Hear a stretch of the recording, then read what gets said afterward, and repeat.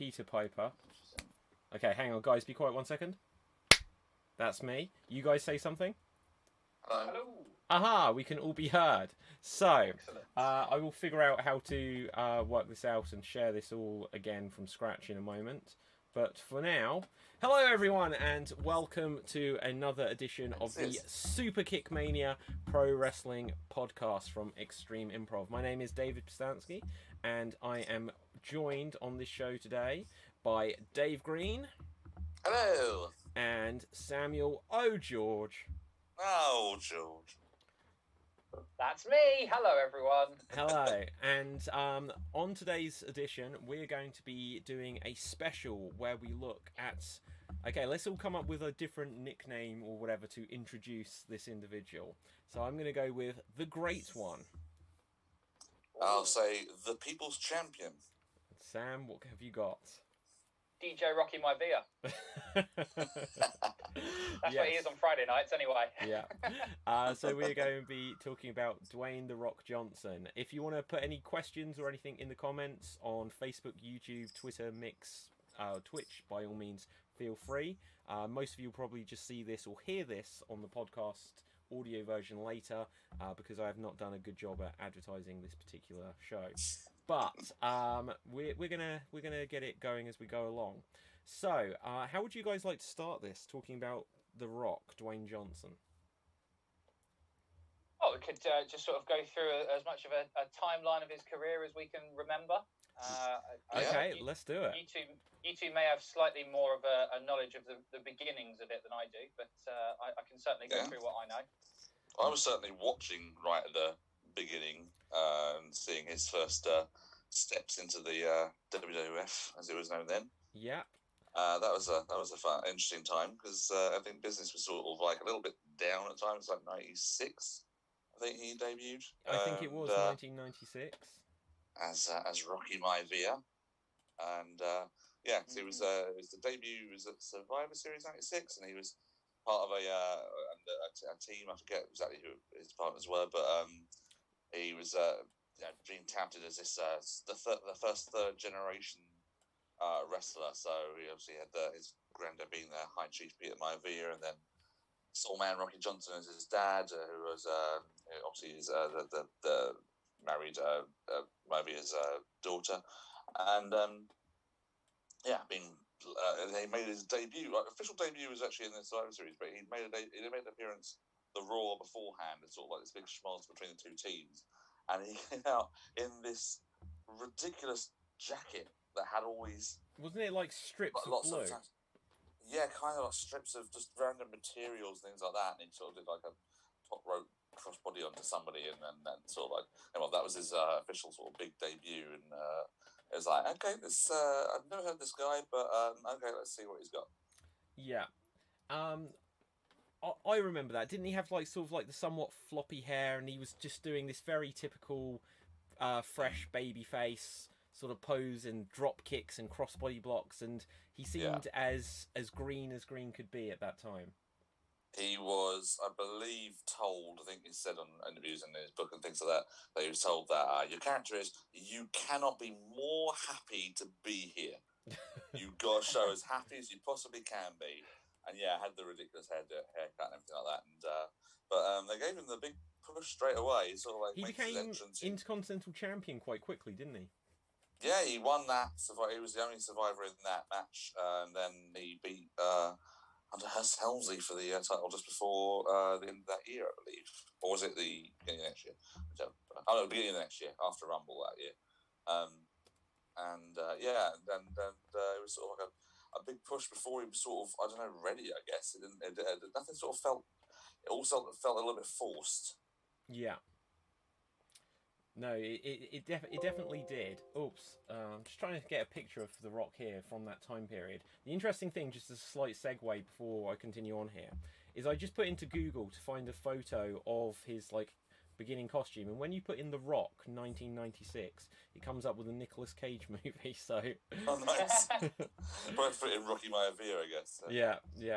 I thought it was going to be the picture of him, the typical fanny pack picture that always comes up online. I was looking for that as well, but not had the luck there. That's a fun one. Of course, does anyone know what his name was before they settled on Rocky Maivia? Is it Flex Cavana? Flex Cavana, yeah. What an amazing name. Now, if anyone here, this might even be controversial, so I don't want to upset people, but if anyone here listens ever to the Jim Cornette podcast, he will speak about the name test or like the check that you should do with, does it sound like someone can be a world champion or a main event? So if you announce that like the main event is going to be the immortal Hulk Hogan versus Andre the Giant, it sounds like they're two like big powerhouses, two tough guys that are going to battle. But if you're going to say it's the immortal Hulk Hogan versus Flex Cavana, it's like neither of those are even words. That is weird, especially because at the time he was obviously quite a much more slim version of himself now, wasn't he? So now maybe that would make a bit more sense being Flex Cavana, but at the time that wouldn't have made any sense whatsoever. No, absolutely. Do you remember what his big finishing move was when he started off? Oh, gosh, I can't remember. Is it just going to be like a drop kick or like a hip toss? Was it a DDT? It wasn't it a DDT. Was the shoulder breaker. Shoulder breaker, yes. On the top row, shoulder breaker, and then he changed that because I thought, that doesn't work. Give him a crossbody off the top crossbody block off the top row. That'll be a good finisher for him. And it was like this massive guy doing body blocks. I think there's a thing there if they give that as a finishing move, that they really don't have much in the pipeline for you. I think it's the general thing there. Absolutely, and it's interesting. Like we can dive back and forth in history, just for the relevant topics that come up. But when you think about the finishing moves they had, the rock bottom or the people's elbow, none of them are particularly convincing finishing moves. Because in terms of the rock bottom being a slam, you're in an upright position and it's just a straight bump to your back. It's not the most devastating. One arm, isn't it? Yeah, one arm lift down. It's not even a choke slam, so you can't even say, well, he's wrenched your neck and lifted your whole body weight there. You know, he lifts you up from around, like under your arm, round your waist, and just straight down. And then, you know, if you're lucky, he'll hit an elbow drop and finish you. But that rock bottom is all you need to beat Eric Rowan in 3 seconds. I know. Exactly. Oh, yeah. But I think with all sort of like moves like that, but I think I might have got my my knowledge wrong on that one. I think the body block is sort of like given to sort of newer wrestlers, and they realise that they need to sort of change out themselves and find a new move for them, because it's like you go do a top rope move every time to finish off somebody is going to put a lot of wear and tear on you. So I think they sort of leave that there to sort of let them work it out. Yeah. I think over the years, obviously, the robot looked a lot more impactful as he was doing it more. If you look at the first time he starts using that, I think my favourite one is maybe a Survivor Series or something like that, where he does it to Road Warrior Hawk, and Hawk just does not go up for it. It literally just goes. Yeah, it's the least convincing looking thing ever. I mean, that's Road Warrior. That's a topic for another time, maybe. But yeah, it's just if they didn't want to like go up for something, they just didn't.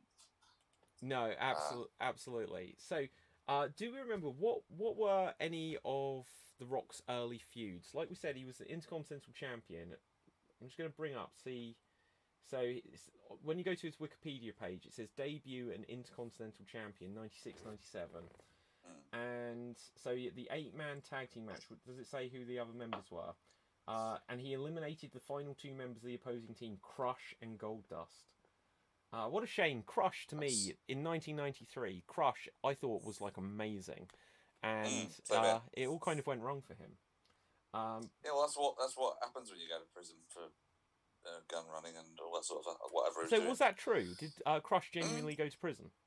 Yeah, it was really weird. They announced it on a Saturday morning WWF thing. I'm sure that I remember doing that, thinking, well, they're announcing this on TV. That's a bit strange. So yeah, he did generally go to prison, but I guess they may have had a thing maybe of like, let's announce this and have that in the background in case we bring him back sometime.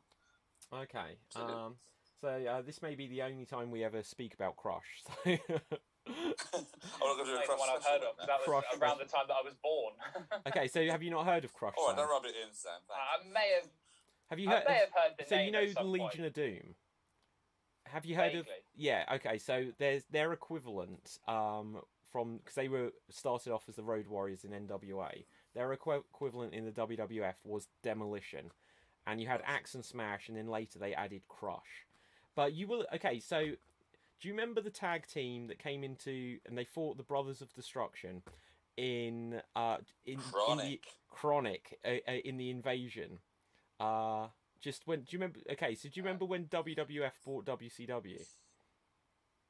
I think I was vaguely getting into it around about that time. Okay. So for about 1 month, there was a tag team that they brought in from WCW, which had Crush in it. Boring Brian Adams, as he was sometimes known. But not to be Brian, weren't they? Yeah. Brian Adams and Brian Clark. Yeah. Anyway, so this is the classic Crush episode of the podcast. But let's move back on. So he defeated Hunter Hearst Helmsley on Monday Night Raw in February 1997, which I suppose made way for Triple H to go on to become King of the Ring. That did happen that year, yeah. Yeah. That would have done. But I was remember 3 at this point. So you were 3 years old. I'm a bit out of this in 1997. Stop rubbing it in, Sam. Please. Yeah, unbelievable. I can't help it. It's just too easy. The hairline would suggest, though. I remember sort of falling out of love with wrestling at this point. So I was sort of like in my last year of college, and obviously things were getting a bit busier there. And I think that Rocky had his big WrestleMania match was going to be against the Sultan. Yes. It was another gimmick of Rikishi's. Yeah. Oh my God, that was terrible. That was a terrible gimmick. Been watching wrestling that I forgot on. I turned into a Raw one week. I was like, everything happened at WrestleMania. I'm like, what? WrestleMania happened? What? I completely just forgot it. Was that going on? I sort of took that as a sign that maybe I was falling out a little bit out of love with wrestling at the time. Yeah. But yeah, he had a very nondescript match against the Sultan. Yeah. And well, the interesting thing is, so the Sultan Rikishi is related to The Rock. Mm. Yes, they're all part of the Samoan dynasty, aren't they? Yes. Of which Anoa'i's. The Anoa'i's. So who are the other members, just for anyone who doesn't know this trivia? Obviously, most famously nowadays, we have Roman Reigns. Yep, and the Usos. The Usos, of course. Started off with the Wild Samoans, Afa and Sika. They were sort of like the sort of starting part of it. Yep. That went on to like the Head Shrinkers, Samu and Rikishi Fatu. The Tonga Kid was one in the 80s as well. It was I think it was Rikishi's brother. It might be Rikishi's brother, I think. Yeah. Or Umaga was. Umaga, yeah. Was in there. Was a part of that as well. Yeah. Rosie as well. Rosie and Jamal. Well, Jamal was Umaga, but the 30-minute warning. And there's another Fatu on the MLW. American Indies who's really good. Jacob MLW. Fatu. Jacob Fatu. Yeah, he's really good. Yeah. Won't be too long before he's probably on in the Fed. Hopefully he'll stay on the Indies for a little bit because he's really good. Yeah, you got Nia Jax as well. She's a part of that family. Mm-hmm. Yeah. So Yokozuna was a part of it, maybe. Yes, Yokozuna was. Yeah. The first of them, in fact, to become the WWF World Heavyweight Champion. That's who he was. Yeah. Bit of trivia that I didn't know there. Yeah, he became World Heavyweight Champion, defeating Bret Hart, and then later defeating Hulk Hogan. Is Yokozuna in the Hall of Fame? Yes. Good. He deserves to be. I feel like he is, yeah. Yeah. I feel like I've told this story before. It seems strange that twice, at least. I don't know, maybe. Yeah. But it seems strange that twice at least they've taken two of the Samoan family and made them into Japanese-sounding names. You've got Yokozuna, and then Rikishi is a former artist in Japan. I did not know that. That's interesting trivia. Yes, it's something to do with sumo wrestling. I can't remember. I think a sumo wrestler is called a Rikishi or something like that. Oh, that would make sense then. No, a sumo wrestler. Well, is that true? Because Yokozuna means grand champion, if I'm correct. Well, that would make sense because Rikishi, when he sort of started off, he did have like the band around his waist with all that stuff, and I'm pretty sure I remember hearing that the Rikishi character was originally going to go to Yokozuna if he could get like into shape and get that was sort of initial plan to bring him back. Wow. At that time. That's interesting. That might be complete utter balls, but that's what I've read. Yeah. Okay, so we can look. We're doing a very poor job of the complete history of The Rock here. We are. Sam was 3. I like these though. I like the little like sideways sort of history. Little sort tangent of every now and again. So what do we have next? So the genuinely remember was the whole Die Rocky Die thing, because this super babyface character that he was didn't go over well with the audience, and to me this is the first instance that I can particularly remember where the audience completely turned on a face, which kind of made them have to turn heel like this, because it's something that happens. It's so modern with we hate like let's go Cena sucks, and same with Roman and everyone else, but The Rock was, I think, the first person that had to go through that. Yeah, it was sort of reasonably well. I mean, as well timed an injury can come along, but they started getting that little bit, and then they were doing this story with the Hart Foundation, so they had Owen Hart win the title off of him. Yeah. And then shortly after that, he had an injury, I believe. So like over that time, they sort of they sort of took.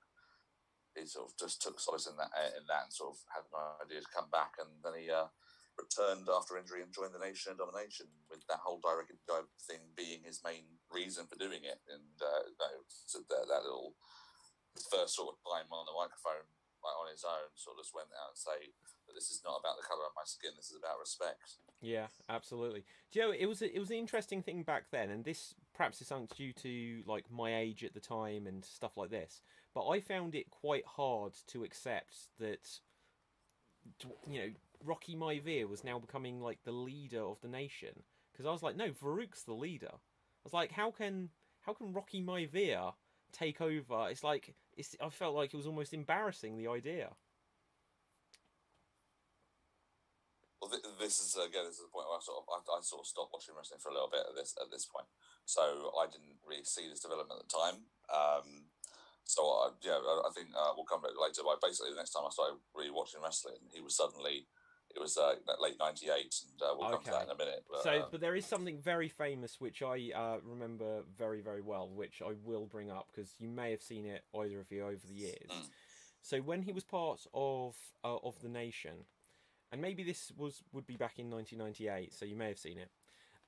They had the members of the Nation at the time were The Rock, Mark Henry, D'Lo Brown. I'm trying to think if there was the Godfather, and Owen Hart, and they were feuding with D-Generation X, and DX came out dressed entirely as a parody of the Nation.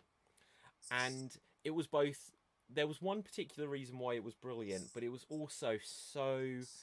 If they could not do it nowadays, because you basically had a bunch of white guys, and I think X-Pac was dressed as Mark Henry and in literal blackface at the time. Yeah. Yes. Yeah, and I think was it Road Dogg was B-Lo.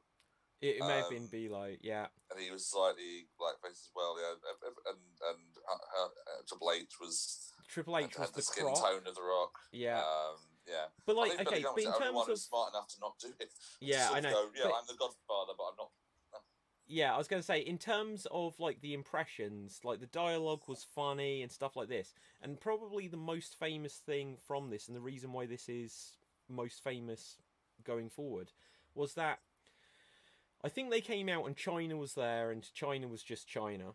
But they just had some guy that no one had ever seen before, dressed up with like a massive prosthetic nose on, and he was meant to be Owen Hart, and he was like I literally have here an Owen Hart figurine wearing the costume that Owen wore at the time, which is like this. It looks like danger, do not cross, danger signs tape, and this guy literally just had like police tape around him.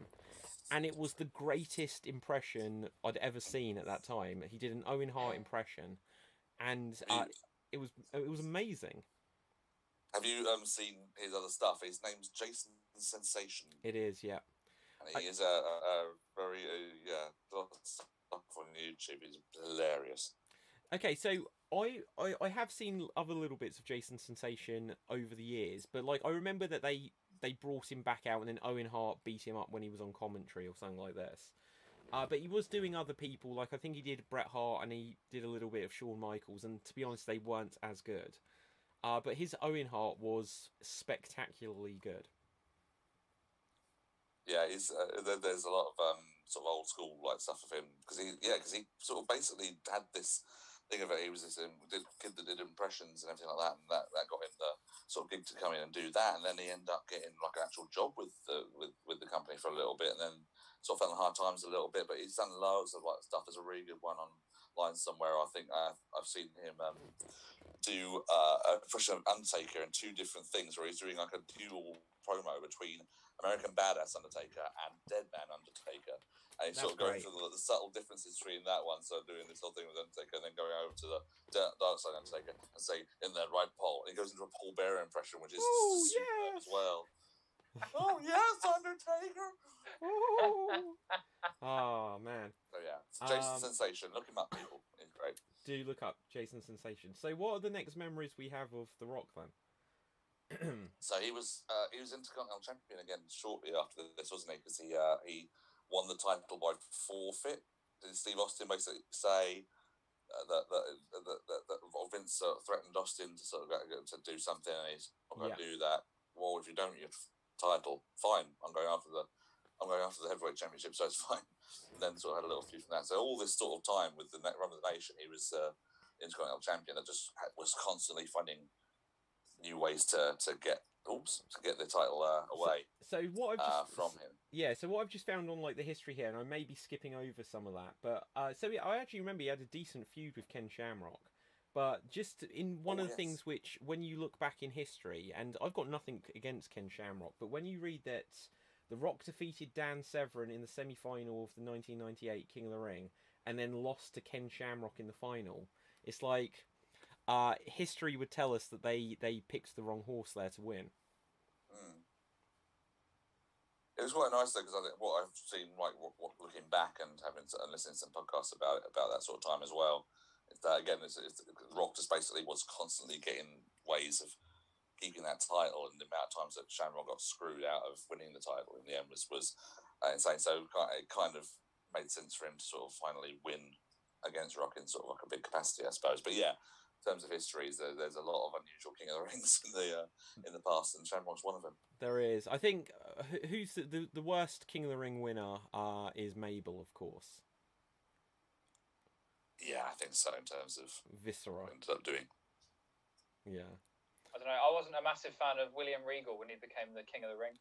What? But he's British. He had to. Yeah, I think it was because of the fact that during the tournament he just kept taking on, like, he took on Hornswoggle, and then he took on Finlay, who had just gone against the Great Khali, and then he just kind of like walked his way to the end of it. But that's kind of how I felt at the time when I was about 10 or something. Yeah. Billy Gunn is another one. I like Billy Gunn. I like Billy Gunn now more than I did when he won the King of the Ring. Yeah, it was a bad reign though. We'll probably come to it later on. We'll talk about the Rock and Billy Gunn feud. We will. Hilarious. Okay, so The Rock would move on, and I think so. There was the corporation. So let's just break down what the corporation exactly was. So obviously it was Vince McMahon, who I'm trying to remember. So The Rock won a tournament at Survivor Series to become the WWF champion for the first time. That's right. Yeah. And who do you remember who he beat in the final? Yeah, so this was like Mankind. So Rock that's right, Mankind. So he'd done this whole thing where he split off the nation, turned like face, and was becoming like really popular. And because this is around the time '98 is when he starts really getting the Rock character down. So he's starting to do his little catchphrases that say, but surely going up there, he's doing the people like the elbow and everything like that. So surely becoming a really like popular guy. And they've done this whole thing of the tournament. As crowned new champion, they've screwed over Steve Austin, so the crowd are like buying for someone to they can support to become the champion.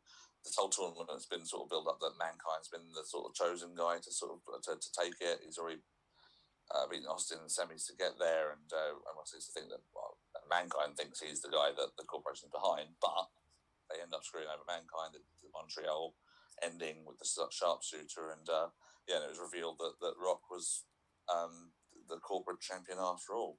Yes. And sort of like spearheaded the feud then with Mick Foley.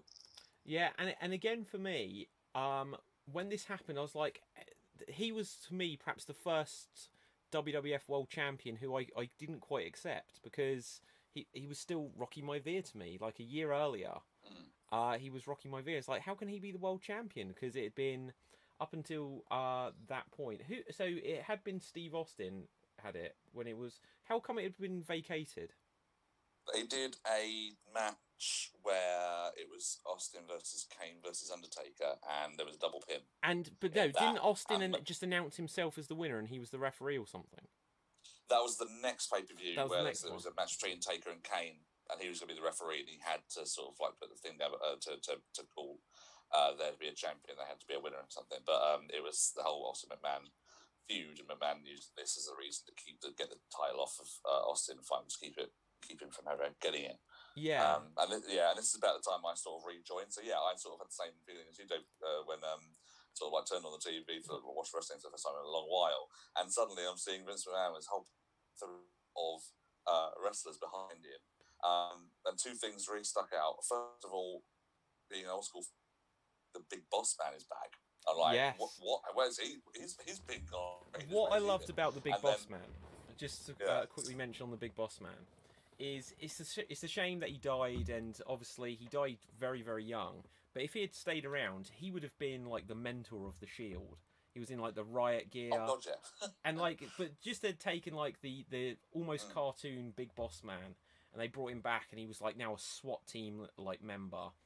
Yeah, and he was very good, and he went for the Hardcore Championship, and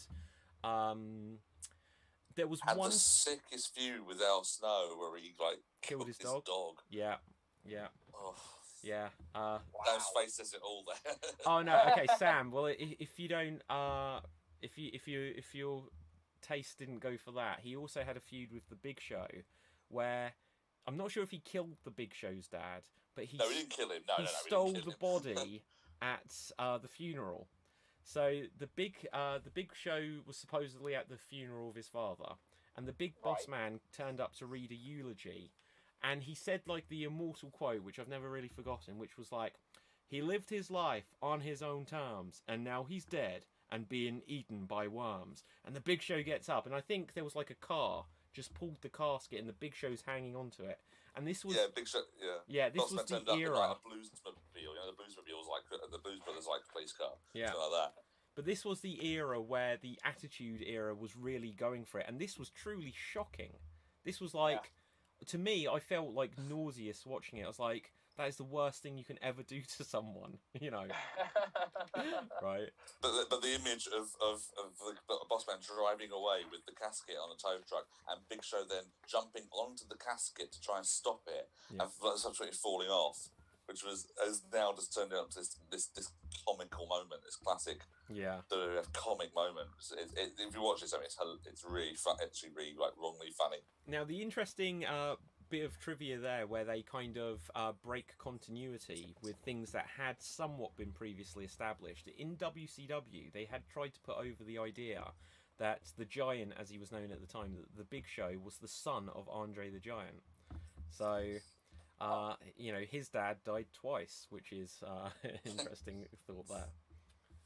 So, so Boss Man was one shock for me, and then the next shock was Vince McMahon being there with Rocky Maivia as the champion. I'm like, wow, they've really gone all in. Okay, so Dave, had you just to work out what you'd missed? Had you missed like the whole Montreal screw job and everything like that?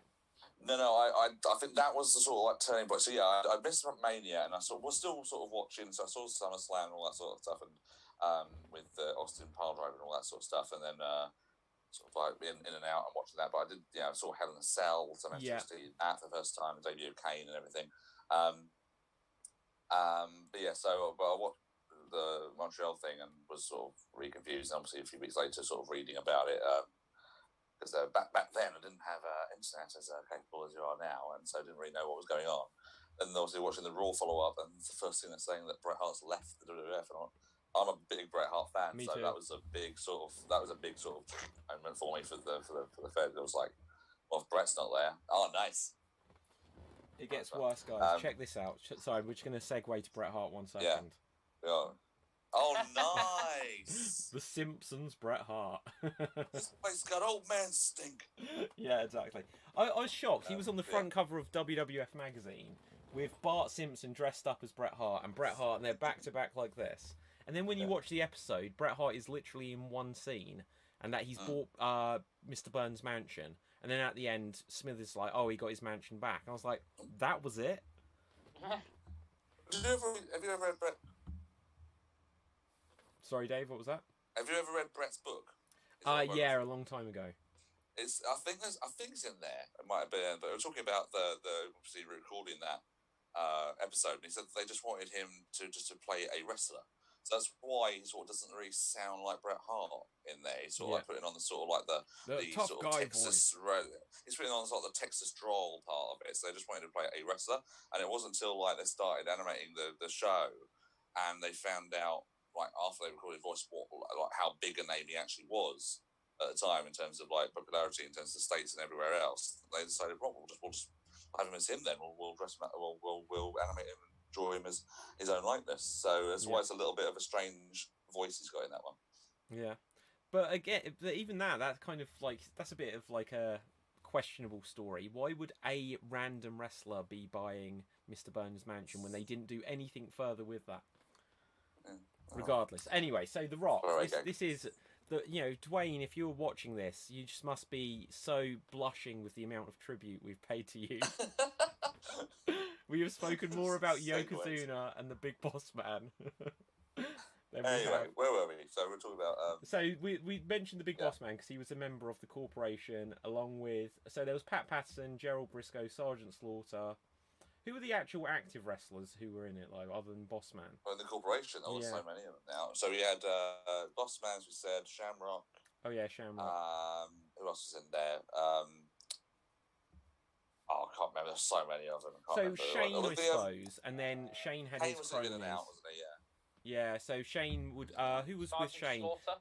Sergeant Slaughter, but like Pete Gas, the Mean Street Posse. Oh, the Mean Street Posse, of course. God, yeah. And so The Rock was the chosen one, and he then had the very famous loss to Mick Foley for the World Championships, which kind of completely changed the ratings war. Yeah. Well, it wasn't necessarily them. It was one Tony Schiavone, wasn't it? It was on TV. Because it was a pre-recorded show. So get this, Sam. It was like was it the New Year or the Christmas edition? Something like that. So they were doing a. So WWE were live every week. They couldn't possibly take the possibility of doing a pre-recording in case they lost any ratings. So on this live episode, which they were going to do this big title match between Hogan and Goldberg, and they're going to draw with that and everything like that, which ended up turning into Hogan. Oh, no, sorry, it's going to be Goldberg versus Nash, and then Goldberg got taken out. Was this the same Hogan episode? versus Nash? This is the same night. Okay. Wow. Right, so this is what Nitro was doing. So it ended up being Nash versus Hogan. It's going to be a massive thing. Then they did the finger poke of doom. Hogan just touches Nash on the chest with his finger. Nash falls, and they do a screw job thing. So that's the same night. But before that match happened, Giovanni says they had this thing of giving away results of Raw, so that they would keep the ratings going. So Giovanni is told to say. And by the way, just in case you're thinking of turning the channel tonight, we've just found out that tonight on the other side, they're going to make Mick Foley their world champion. Cool. That'll put some butts in seats. And then a whole chunk of the audience in WWE turned over to Raw to watch Mankind win the title. Yeah. And they got a massive ratings boost. Yeah. Literally down to that quarter-hour segment from when Schiavone said it. I think it was like 300,000 or 400,000 people changed the channel to see Foley defeat The Rock to become world champion. Was that Foley's first world title? Yes, it was. Yeah. Because Foley is famously just like a transitional champion. Because I remember, was it then later on Austin had it, and then he was injured, and this was then leading up to Triple H getting it. Well, basically, Austin wouldn't drop the belt to Triple H, so they had to put Mick Foley in between. Yeah, it's a ridiculous story, that one. Yeah, literally had to have Mankind in the match to drop it to so that Austin could drop it to Mankind, so then Mankind drop it to Triple H the next night. Yeah, it's just a bit ridiculous. But no, he was so Foley. He won it against Rock, and then that led to the I Quit match at the Royal Rumble. Yes. Oh my god. So we'd had submission matches before, but this was the first time at least that I remember, because this was around this time because of Ken Shamrock that they'd introduced the tap out rule. So pre Ken Shamrock in WWF, if you'd win by submission, it would be that you'd see the wrestler like shaking their head yes or no and something like this, and the referee would then ring the bell. But because in Ultimate Fighting they'd introduced the idea that you could tap out to submit, WWF adopted that, and then the idea of, because it's visual of, oh, my hand's going to come up and am I going to tap, they stopped using verbal submissions 100%. They never did a verbal submission again until they would suddenly say, we're doing an I Quit match, where the referee would suddenly have a microphone to put it to the wrestlers to so you could audibly hear someone submit. Very interesting. That's not one that I've ever come across before. Well, it had a very interesting ending. Dave, do you remember it? For this one, I was just saying they had a... Oh, I'm just losing their audio there. Do you want to just repeat that, Dave? Sorry, yeah. No, I was just saying they had done some I Quit matches before, like Jerry Lawler and Bret Hart had, I think. I can't remember. They've definitely done them in the past, but maybe in other places. But they've always sort of ended up being a bit strange. I think Foley in his book sort of said that they were worried about it being an I Quit match because they never liked the idea of someone saying I quit to make them look weak and things like that. They'd always find some weird way of doing it. But this one was a particularly violent match. I don't know if you've actually seen it, Sam, but it is really uncomfortable. There's some, especially what we know now about headshots and things like that. I think there was supposed to be like an agreed amount of chair shots that Rock basically Foley gets his hands cuffed, kind of thing. And this is also added to because this match is featured in Beyond the Mat documentary. Yeah, very true. And you get from that, you don't just see clips of the match, but you see clips of Foley's kids crying in the audience. It's just it's so uncomfortable. But there was agreed amount of chair shots that they were going to do to the head and things like that. I think they agreed on like 5 or 6, but Rocky just sort of took a little bit of advantage and things like that, and sort of not necessarily purposely or anything like that, but he may just had a sore red for a little bit and just kept hitting. I think they had like maybe 11 or 12 headshots in this match. To Foley towards the end, and it's just horrendous. But in the end, he sort of whacks in the back of the head for the final bit, and then puts the microphone to Foley's unconscious head, and you just suddenly hear, "I quit, I quit, I quit," and the bell's rung and Rocky's champion. What they've done, and it was really interesting. Very clever, very clever. Clever way of doing it is that previously on Sunday Night Heat, Shane McMahon had sort of had this verbal thing with this confrontation with Mankind, and Mankind said at one point, like, at no point in the season you're going to hear me say I quit, I quit, I quit, and Shane goes, "Thanks very much, Mick," and runs off. And they're like, "Why has he said thanks very much?" And what they've done, obviously, paid someone in the production tried to take that clip of the interview, play it over the tannoy, and everyone's like, "He's quit, what?" And then the next night they sort of point out that he's very, very clear for someone who's unconscious. Yeah, and so this was the Royal Rumble, and this would be setting up the main event for Mania, because the winner of the Royal Rumble, what year is this, 1999? 99. Actually, I might be telling a lie here. I think the winner of the Royal Rumble in 99 was actually Vince McMahon. Am I correct? It was. Yeah, it was Vince McMahon. But you're right, no, it is going towards setting up a Rock and Austin at Mania, but they just take a very in and out way of getting there. Yeah. So yeah, it was. So how did Austin end up in the main event? Because this is a detail that now eludes me. This is a detail I do remember. He's incredible. Oh, hang on. So I think I know. McMahon took on Austin at, was it St. Valentine's Day Massacre, and that was the debut of the Big Show. That was, yeah. Well, so they arrived at that match because McMahon said, "Oh no, I'm the Rumble winner, but because I don't want to like beat my prize guy, The Rock, or anything like that, I'm gonna waiver the stipulation or something like that." And they had Shawn Michaels doing the commissioner gimmick at the time. Yeah. And they said, "Well, that means that in the old rule book, that means if the winner sequests his right to the title shot, that means the runner-up gets the title shot. The runner-up happened to be Stone Cold, and so they put it on the line in a cage match with the Big Show's debut, which went completely sort of wrong. Yeah, he ends up helping Austin win. Yes, so the idea was that the Big Show was so powerful, wasn't it? Was it one of the situations where he threw him at the cage and it broke the cage, and then Austin ends up outside? Yeah. Which after this stonking success of making the Big Show just look like he'd failed his mission, WCW later repeated it, where Goldberg helped Vince Russo become WCW World Champion. So every time they do one of these, and I think they did they do something similar in the last couple of years with Roman Reigns, where the cage broke? Oh, with Brock Lesnar. With Brock Lesnar. And yeah, essentially, then they both came out and they both landed on the bit of the cage that had fallen out. Roman then rolled off and landed on the actual mat. But they ruled it as a no contest. Yeah. Yeah, it was crazy. Wow. Okay, so we go up, and this is Austin versus Rock at Mania #1. Good match. Yeah, it's an alright match. They, as I say, they had a few changes along the way. They had Foley win it back at halftime and Heat. That really weird match, the Falls Count Anywhere match, and then they had him win it, lose it again next day in a ladder match. But yeah, they finally got to Austin Rock.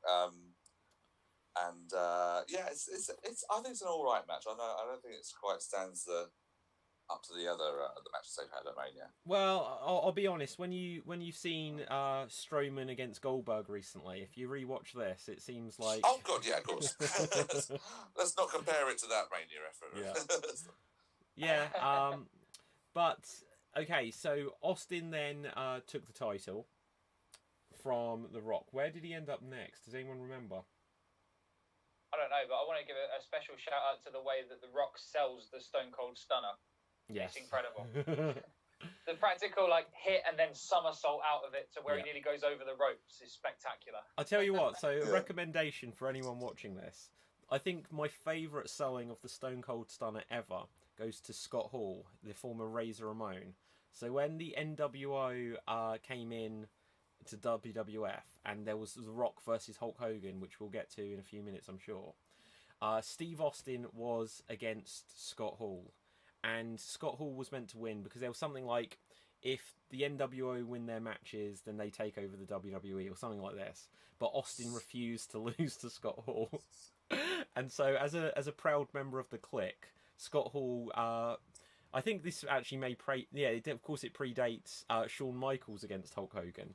But in the same vein, when Steve Austin does a Stone Cold Stunner on Scott Hall, he literally launches about 7 feet off of the mat.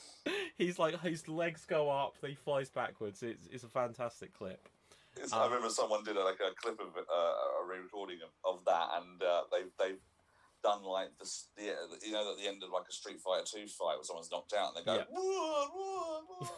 They've added that to the stunner of Hall. It's hilarious. Yeah, but no, Rock sells it beautifully and in a sense completely unrealistically and over the top. But it makes it look like it's a move that's absolutely killed him. I think I read somewhere that he did it as a beer bet between other wrestlers. So they bet him that he'd do that, and then when he went out into the ring, that was how he actually did it, and then he won the beer bet. That's fantastic.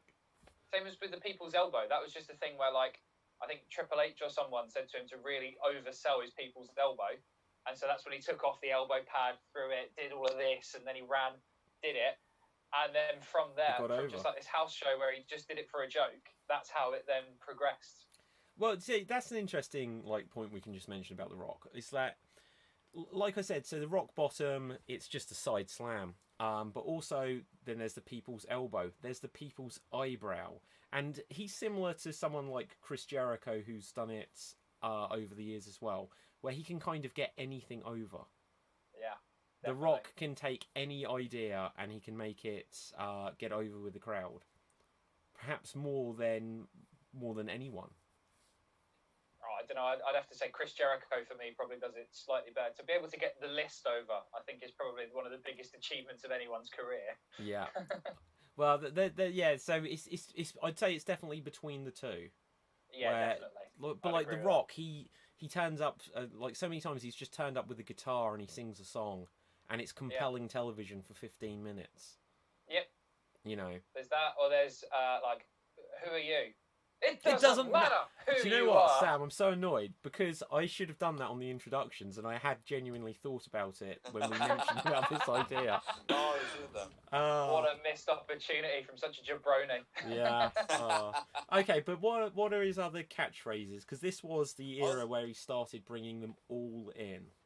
Yeah. So what's our favourite one, and what's our least favourite of his? Because I think my least favourite was something like, he said something like sweet cream on an ice cream sandwich.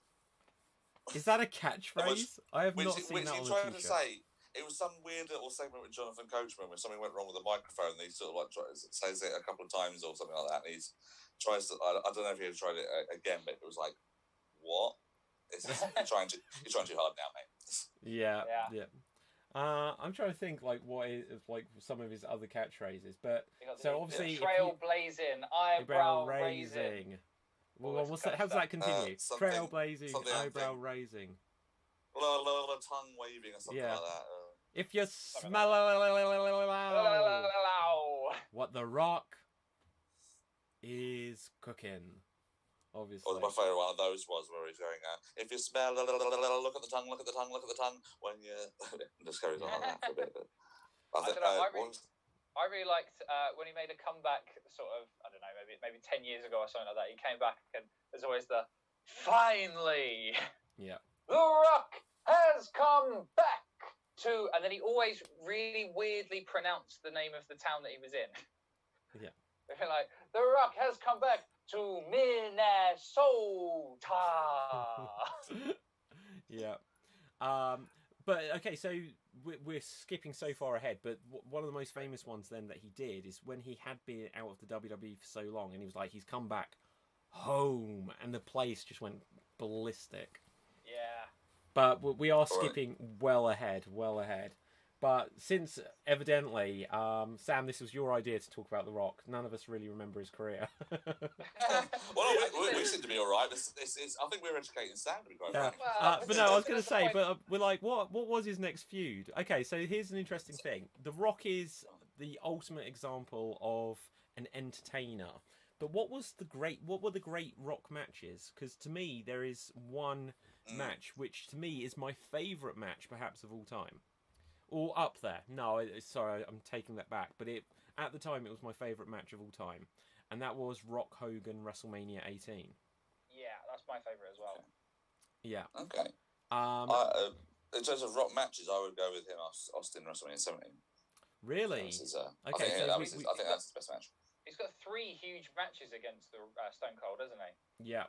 And he won the last one. Yes, he did. There's like quite a famous clip where he's saying something to Stone Cold, because I think that was one of Stone Cold's last matches. It was his last match. It was his very last one, yeah. So he had like a little moment where after the match he whispered something to him. He did. I think it was just something like, thank you for all the work you've done and thank you for all the help that you've given me, or something like that. Yeah, but it's quite strange to do it straight after the match. Yeah. Yeah, but he does it like while everything's going on. It's not like he's got on the mic and said it or anything like that. So it's like, yeah, true. It's everything there. They were saying what the next feud with him. I think that after he done that stuff with Austin, is in when he's he's turned back to like the good guy again. He's got some like feuds with Triple H and the Corporation and everything like that. And it's about this time he starts that Mankind and him form the Rock and Sock connection.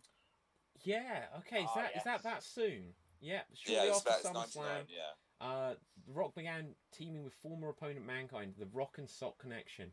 How amazing was that? How odd couple was that? And yet it worked so well. It was so funny together, especially when Foley would just come in and try and like join in with the catchphrases, and Rock would be like, "Don't you ever do that again." Yeah.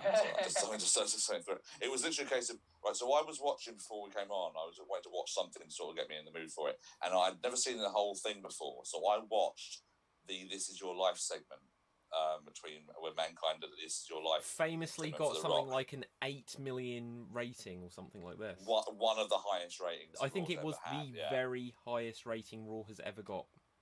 Yeah, it's certainly one of them, and I think if it's not that one, it's either that or there's another one that's also really weird, segueing a little bit as well. Yeah. That one of the highest rating up to that point was a random match between the Mean Street Posse and the tag team of Gerald Briscoe and Pat Patterson. Wow, that apparently is like a massive ratings winner about in the Monday Night Wars. But yeah, the whole couple tag team thing. This Is Your Life segment, which I watched a little while ago, and it is one of the most famous ones. I believe they improvised most of it, and apparently they got into a bit of trouble afterwards because they went way over their segment time. Yeah. So that should have been like a 10-minute segment went like 25 minutes. The information is that it received an 8.4 rating. That is absolutely insane. Like if you took Raw, SmackDown, AEW, NXT, all of them combined, they're not even close to that. And this was on at the same time that Nitro probably got a 2.3 or something. So there was 10 million people watching wrestling in that 1/4 of an hour. Wow. Yeah, it's just different times, less. I mean, I guess less thing to watch. I guess I don't know, but yeah, it's just the popularity of it. Well, and less of a chance to watch it after the event as well. You know, you kind of had to watch it live at that time, didn't you? Yeah, true. Okay, so this is a slight segue, but just to get your both your opinions on this. So, one of the things I have always thought, and it somewhat ties into The Rock, because they introduced SmackDown, which is The Rock's show, as we all know. Because he's going to lay the smack down, which I don't think we mentioned in his catchphrases. Layeth the smacketh down. Layeth the smacketh down. Oh, you candy ass. Yeah. But, so they introduced SmackDown, and for me, even though the ratings were still good for another year, the fact that WCW introduced Thursday Night Thunder, and then WWF competed with Thursday Night SmackDown, and then there's all of these other shows nowadays, and Raw went to 3 hours, after Nitro went to 3 hours. To me, that's why there's less people watch wrestling, because it's too big a commitment. What's your guys' thoughts on that? I think it's now, because I think Raw didn't go to 3 hours until a few years ago, though, did it? No, but like when you consider that WCW were winning, Nitro was winning, and they had the double whammy. If they introduced Thunder and Nitro went to 3 hours, and it was, to me, clear at the time that it's like, I've got to watch, instead of watching 2 hours a week, because if you watch something like The Walking Dead, or you watch 24 or whatever, you watch for an hour a week, and then you look forward to the next one. When you commit to a 2-hour wrestling show, but suddenly it's like, wow, if I just want to watch WCW, I've got to watch 5 hours a week, let alone that they've got their B or now C show in worldwide. So it's like 6 hours a week to see everything. And then years on, WWE have done that, and the ratings, even though they've got no competition, just less people watch. Yeah, I think it's very much over-diluted if you end up putting on 3 hours worth, especially now because there's so many different shows. You know, you've got Raw, SmackDown, 205 Live, you've got Main Event, Superstars, NXT. There's just way too much going on for me. So, yeah, even just having 3 hours of Raw is too much. I think it should be sort of maximum 2 hours. Hour and a half is probably even a better amount of time for it to be, in my opinion. And there was also, remember, at the time, it was obviously capturing the mood of the world at the time as well, because they were obviously, at that time, it was a different take on the wrestling product, and it was all very much the chaos of like being inspired for things like the Jerry Springer show and things like that. That was massively popular at the time as well. The American audiences just loved chaos, and I was watching an old Raw yesterday, and the noise is incredible. After I went to a break, or went to the thing, I suddenly had this silence. I was like, oh my God, there was just no let up in the noise of the crowd or the action or anything like that. And obviously, watching it nowadays, obviously there are no crowds at the moment, but so I'm not comparing it to that necessarily, but comparing it to like recent Raws and things like that, where the crowds have been there, and it's just another world.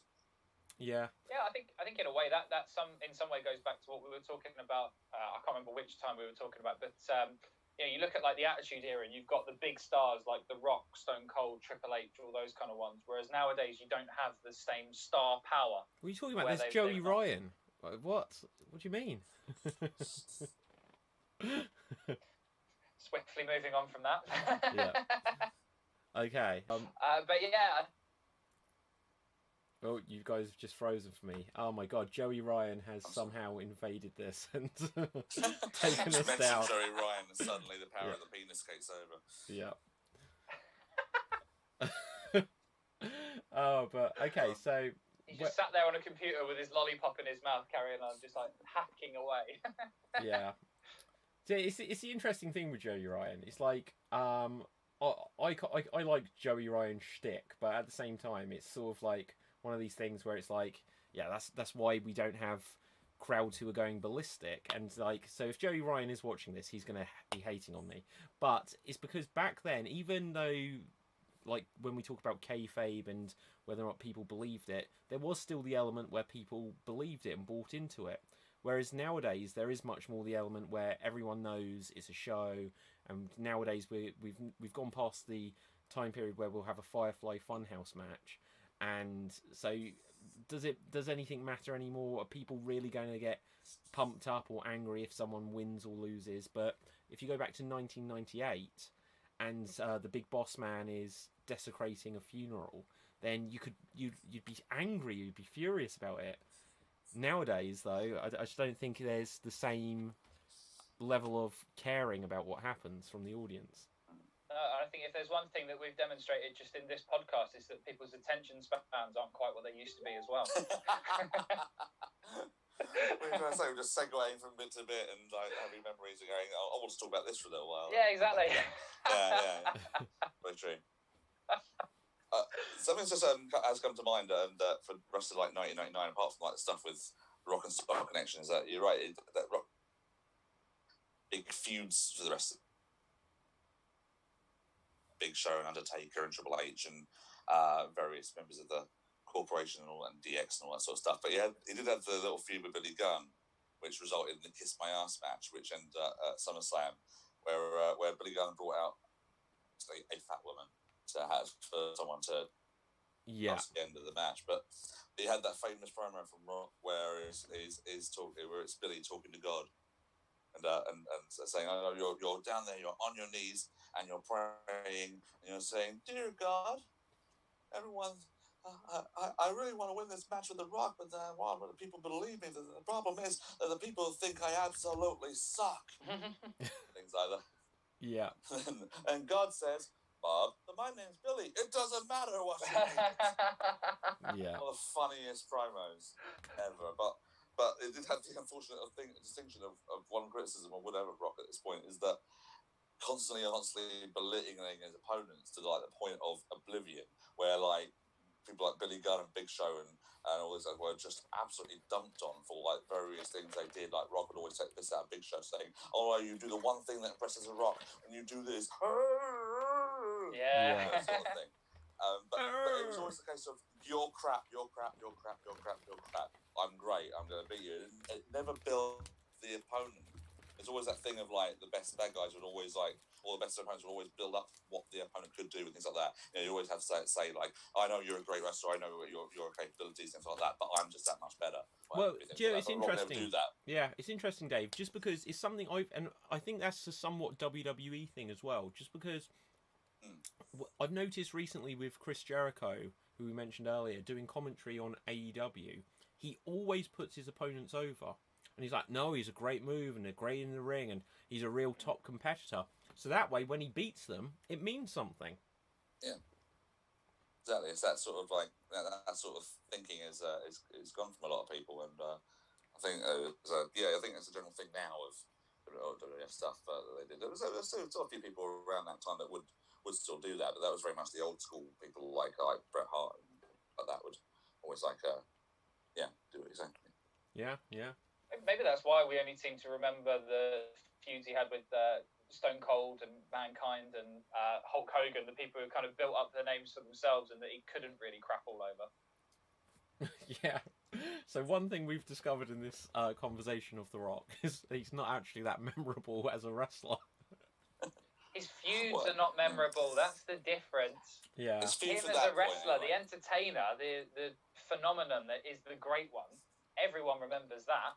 Just not the actual thing that he was supposed to be doing, which was winning matches. See, the other thing though is it was during this era of WWF where there was so many complaints because they were doing this Crash TV Vince Russo style of Billy Gunn will bring out like someone for a kiss my ass match or whatever like this, and it was so much more focused on the entertainment and the characters that I think that there was one study at the time which said that in a 2-hour episode of Raw there was 17 minutes of in-ring wrestling bell to bell. You didn't need it. You know, that is an incredible statistic. Yeah. It's probably why Vince McMahon, I think, is quite known for calling it sports entertainment rather than pro wrestling. Yeah, absolutely.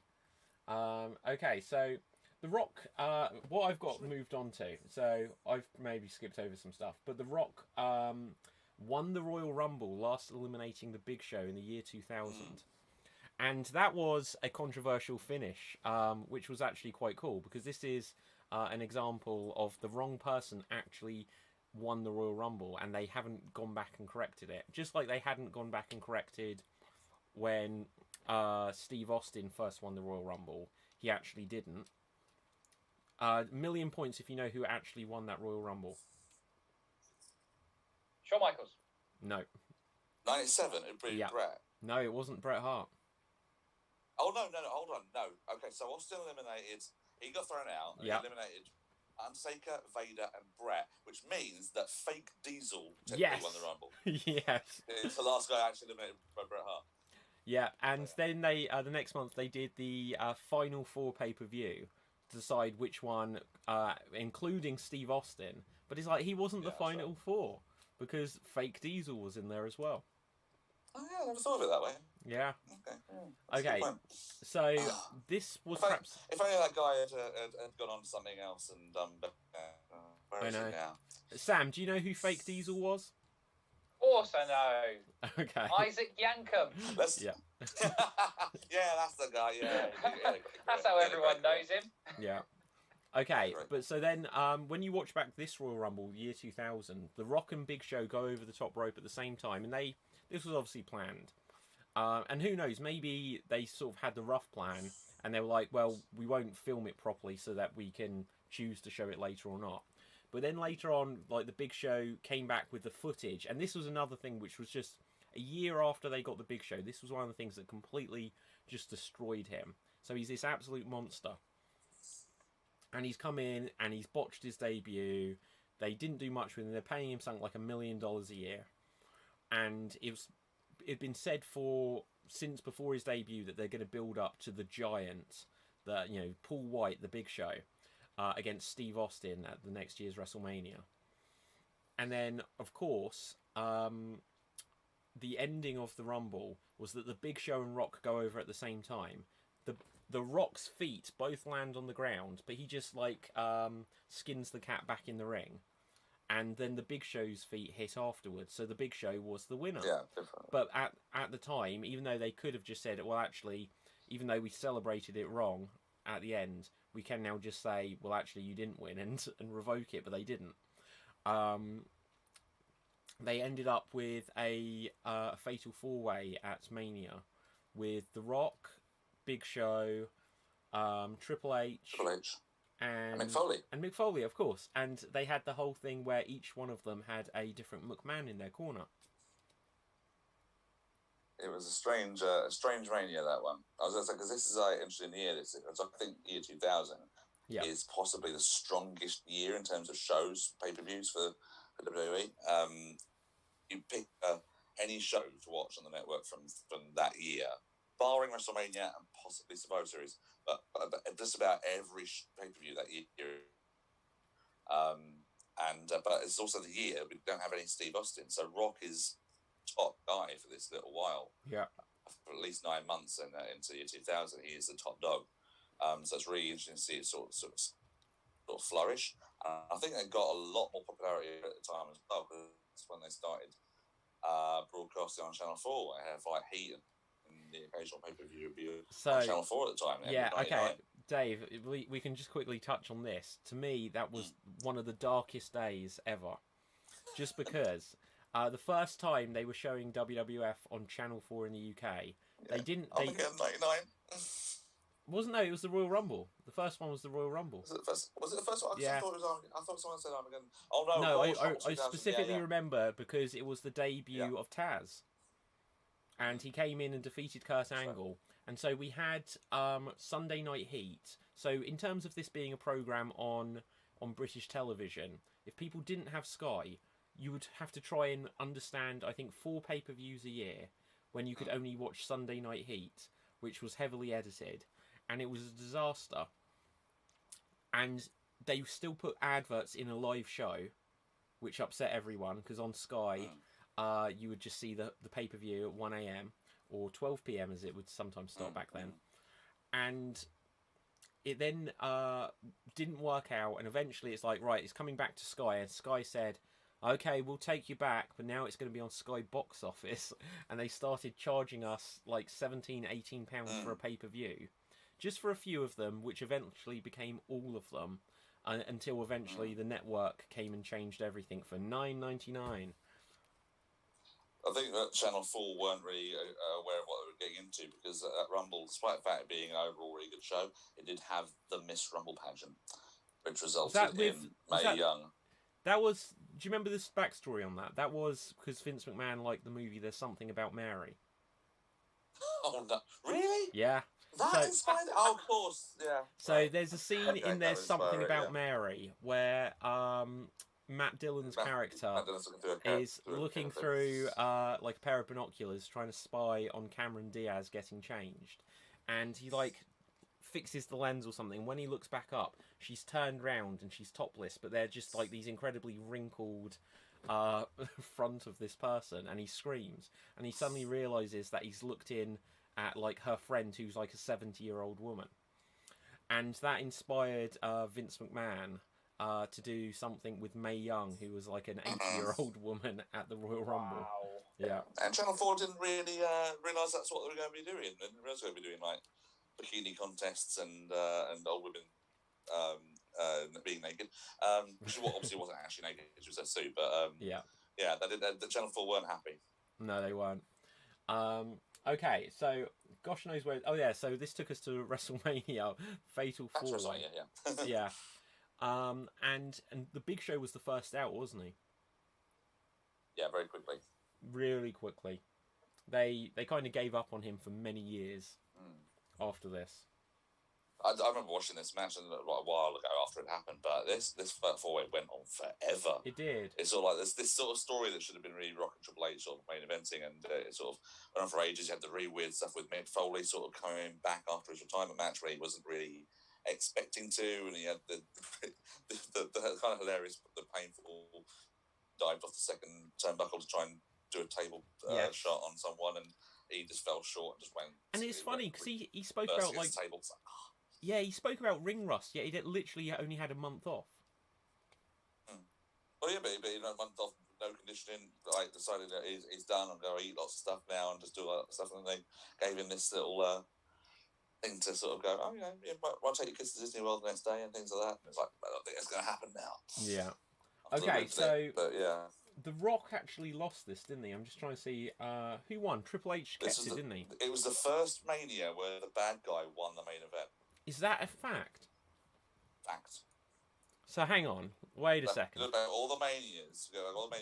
Hogan always won the main events, or Warrior, or Bret, and everything like that. Oh no, Dave. No. Oh no. Oh yeah. Well, yeah. Bret Hart lost the world championship to Yokozuna, and that was the build main event. And then Hogan won it immediately afterwards, so it sort of still had that thing. All right, technically Yokozuna, yeah. Yeah. Wow, that's a really interesting fact, though. Yeah, interesting. I guess in terms of the bad guy leaving Mania with the title, maybe that's pretty cool. Yeah. Okay. So, from that, where did things progress then? So we're into. It was basically Rock and Hunter for like a long while, because then they had the match at Backlash the next month, where Austin made a return, beat up a lot of people, and then helped Rock win. title. Then he lost it back, and they had the Iron Man match the month after that. Yeah. And then the next month after that was King of the Ring, I think. And Rock won it back in a 6-man tag.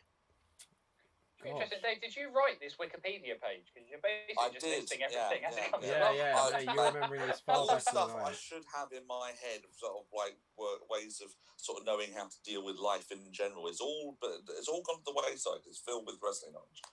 Yeah. Chronologically as well, which is very impressive. Yeah, is it though, or is it just slightly sad? Oh. No. So you got the WWF Championship at Backlash against Triple H. Mm-hmm. And it says he won it when Stone Cold intervened on his behalf, as Dave was saying. And then the following night, he successfully defended his title against Shane McMahon in a steel cage match. Yeah, that match is on one of his DVDs. It's actually quite good. Considering Shane's not like a full-time wrestler. He certainly had a lot of very good performances, Shane. But he definitely takes a lot of bumps, doesn't he? Every time I've seen him, he's jumped off of something. Yeah, that's his main thing. My favourite Shane bump... Weird. No, go ahead, Dave. Go ahead. Go on, go on. Okay, I was going to say my favourite Shane bump is when Kurt Angle was going to belly-to-belly suplex him through... Was it King of the Ring? Yeah. And he's meant to go through like a plate of glass, and clearly it's stage glass. And it just doesn't break. Yeah. And he just hits it and then lands downwards right on the top of his head.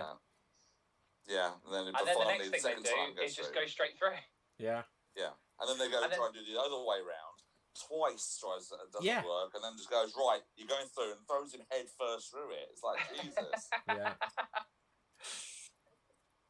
So what's I say? So Rock just keeps the title for a little while after King of the Ring, because he holds on to it, because he's sort of, it's weird at this point, he sort of plays second fiddle to like Triple H and Kurt Angle's sort of love triangle storyline. That's right. Triple H, Kurt Angle, and Stephanie, and Rock doesn't.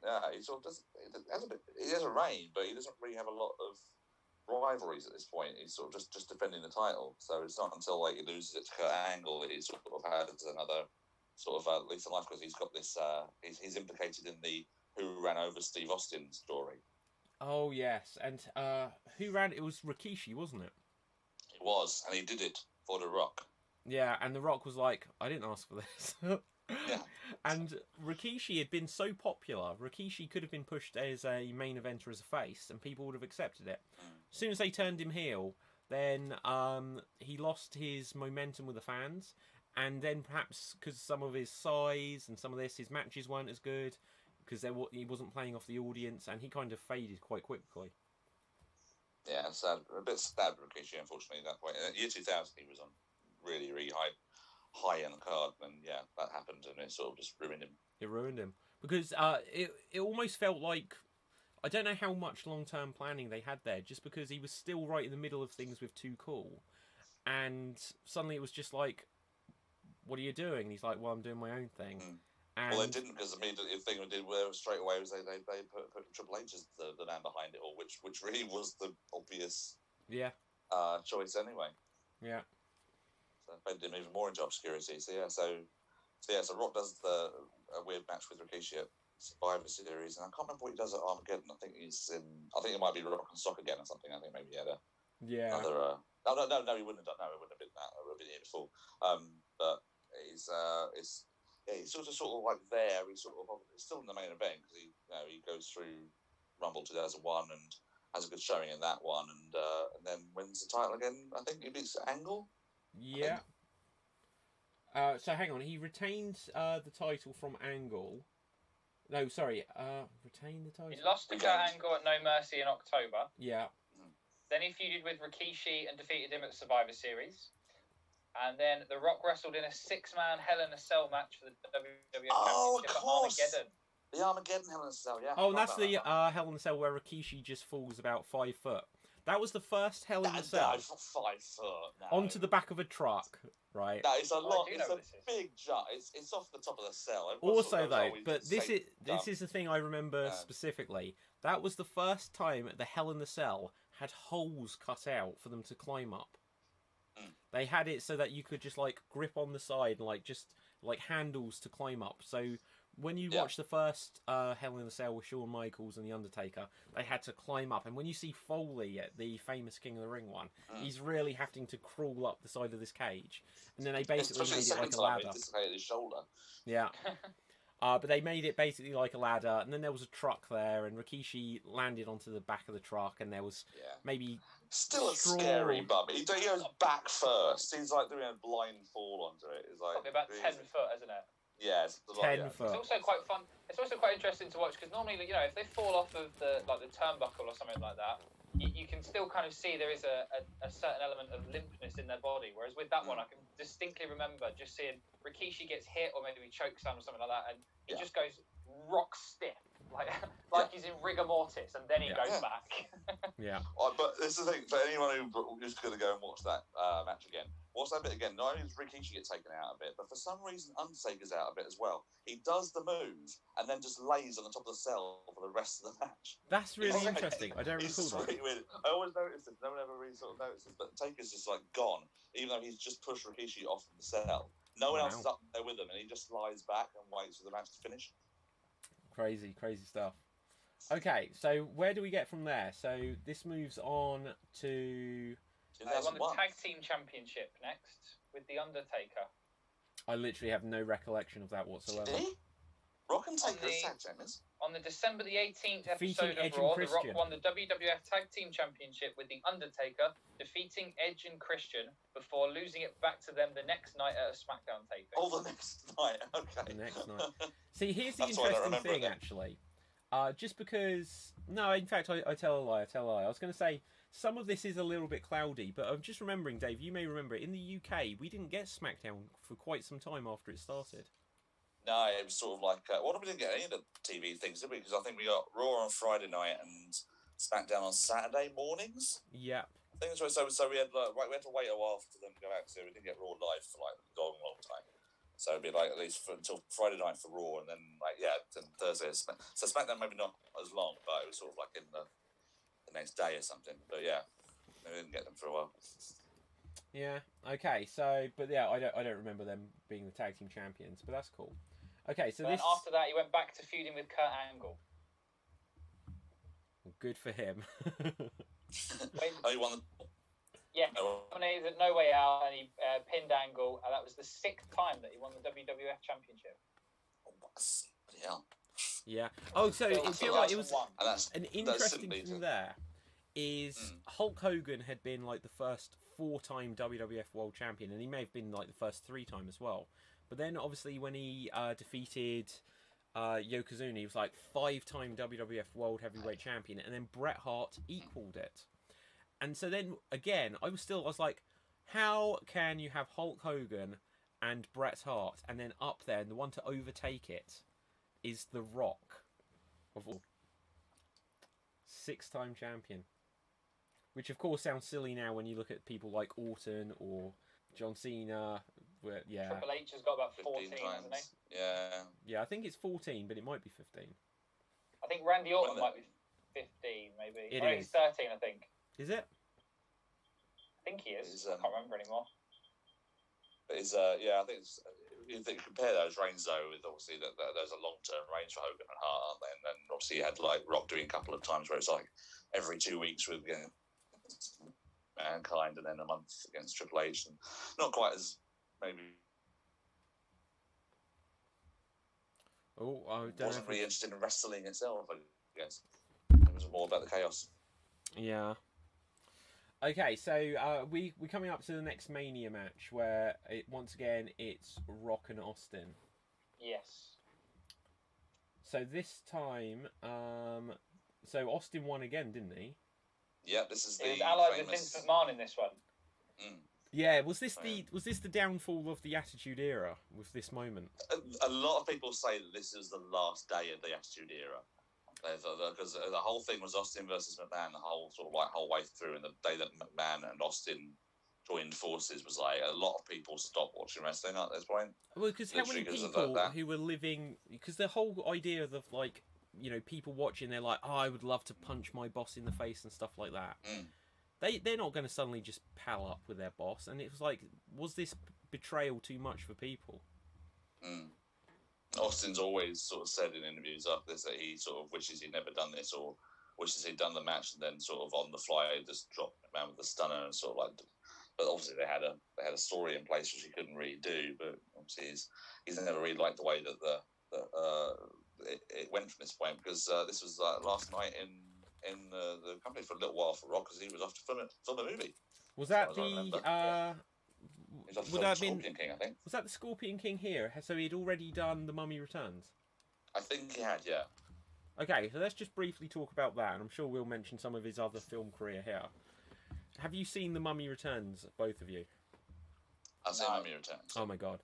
So, when it was the idea that The Rock is in this movie, and I went and saw The Mummy Returns at the cinema, and you see the beginning bit, and he's speaking in ancient Egyptian or something. He doesn't speak a single word of English. And then, like, hundreds of years later, then it's like there's the mummy and there's Brendan Fraser fighting it. And at the end, there's suddenly the Scorpion King appears, and it's The Rock, but he's got like a giant scorpion body. Except for the face, instead of just superimposing like his body onto the scorpion arms, it's a CGI Rock. The entirety of it is CGI. And it's like the worst CGI of all time. When they could have just used the actual guy. It's 1999 CGI is not quite as good as it is now, I guess. No, it's absolutely awful. It's quite bad. But yeah, it was just, I remember saying it's this big Hollywood debut, literally, that first scene speaks the language, eats a scorpion, and then doesn't appear the rest of the movie. Yeah, and it's interesting often with wrestlers that do go into movies, which might be another whole podcast in itself. But have you either of you seen what is it? The recent Rock film with Roman Reigns in the Fast and the Furious spin-off. Yes, I did go see that. I went to see that in the cinema. I'm not. Yeah, I saw it twice in France, which is an interesting thing. I was in France. I was in France on my own.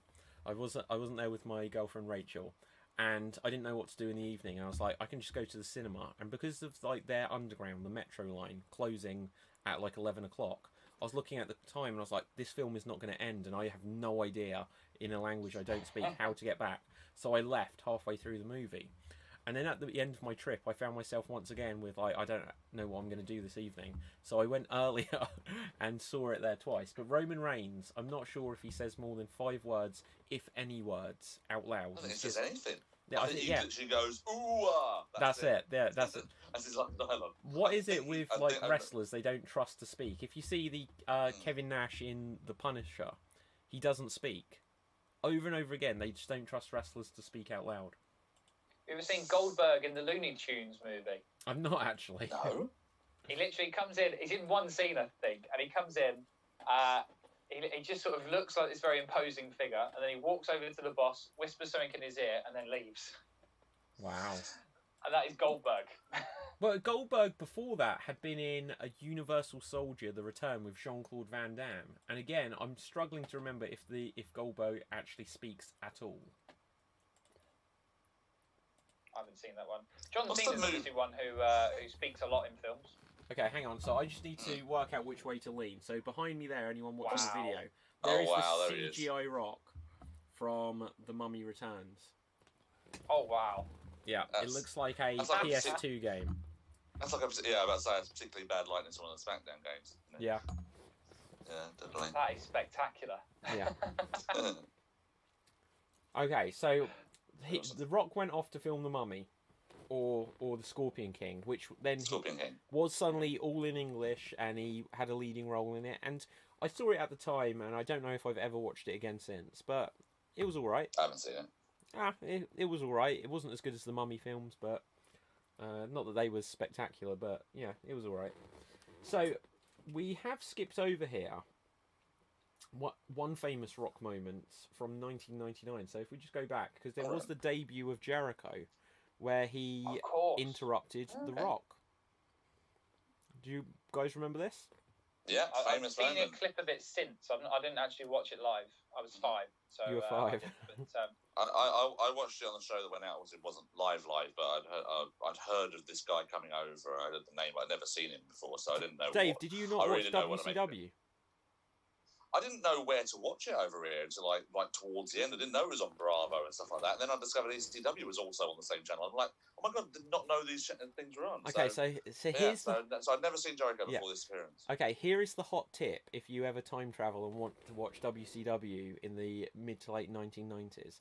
So first of all, if you had the analog Sky and not Sky Digital, the analog Sky would show the channel TNT, and so you could just watch it on there. However, if you were particularly crafty with the analog Sky, you could tune it to get the German channel RTL, which was the German sports channel, and they would show it, and you could hear the English commentary, but then have German commentary over the top. But you could watch everything, pay-per-views, the lot.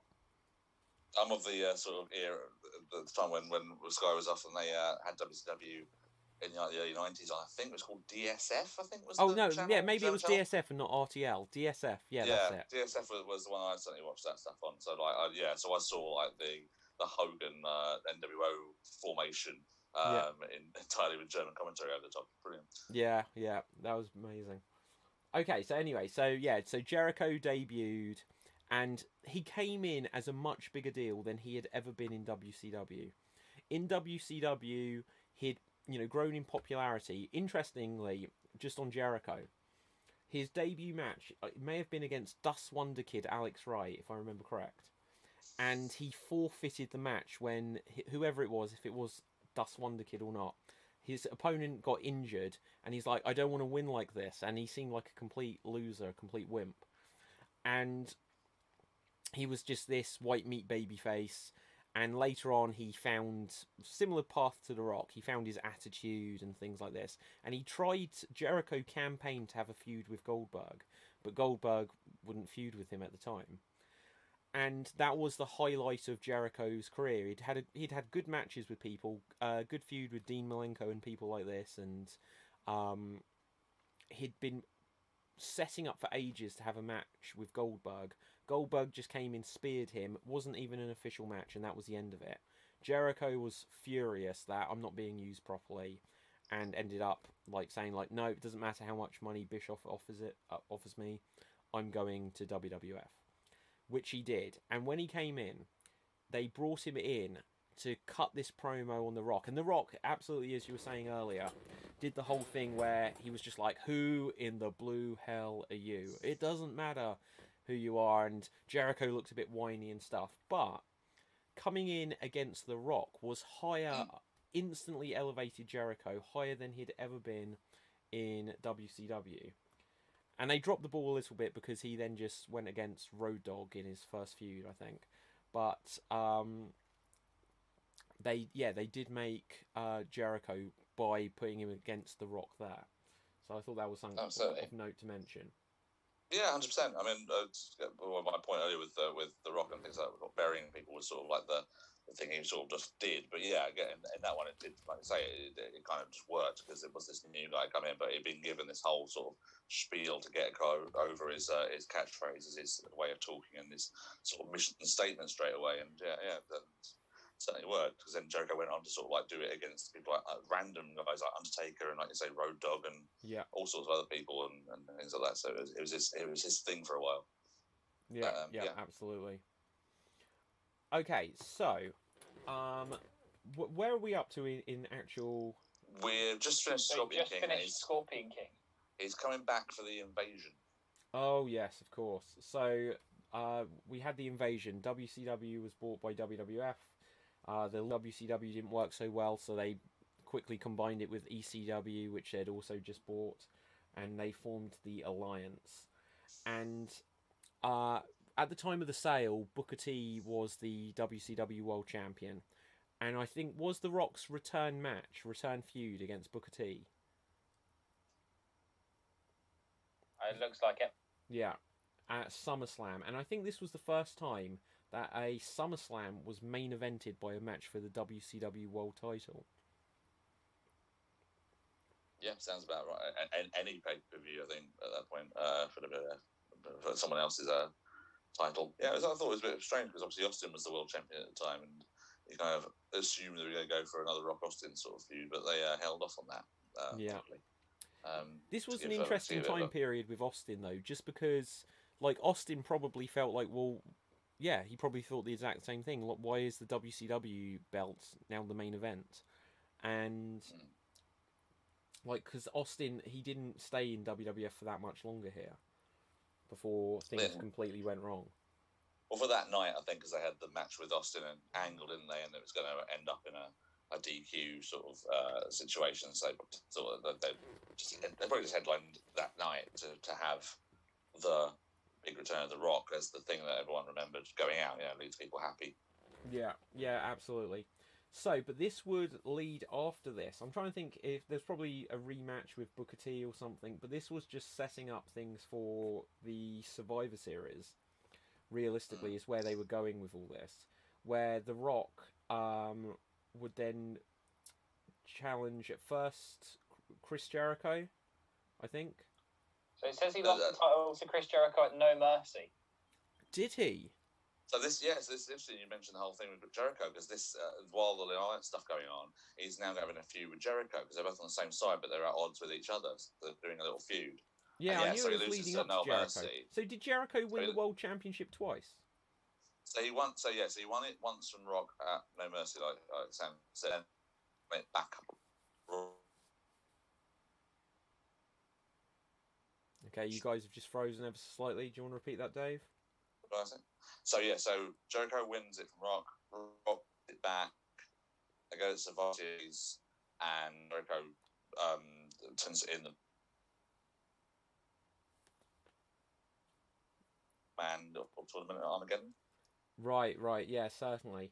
Oh, in fact, also, yeah.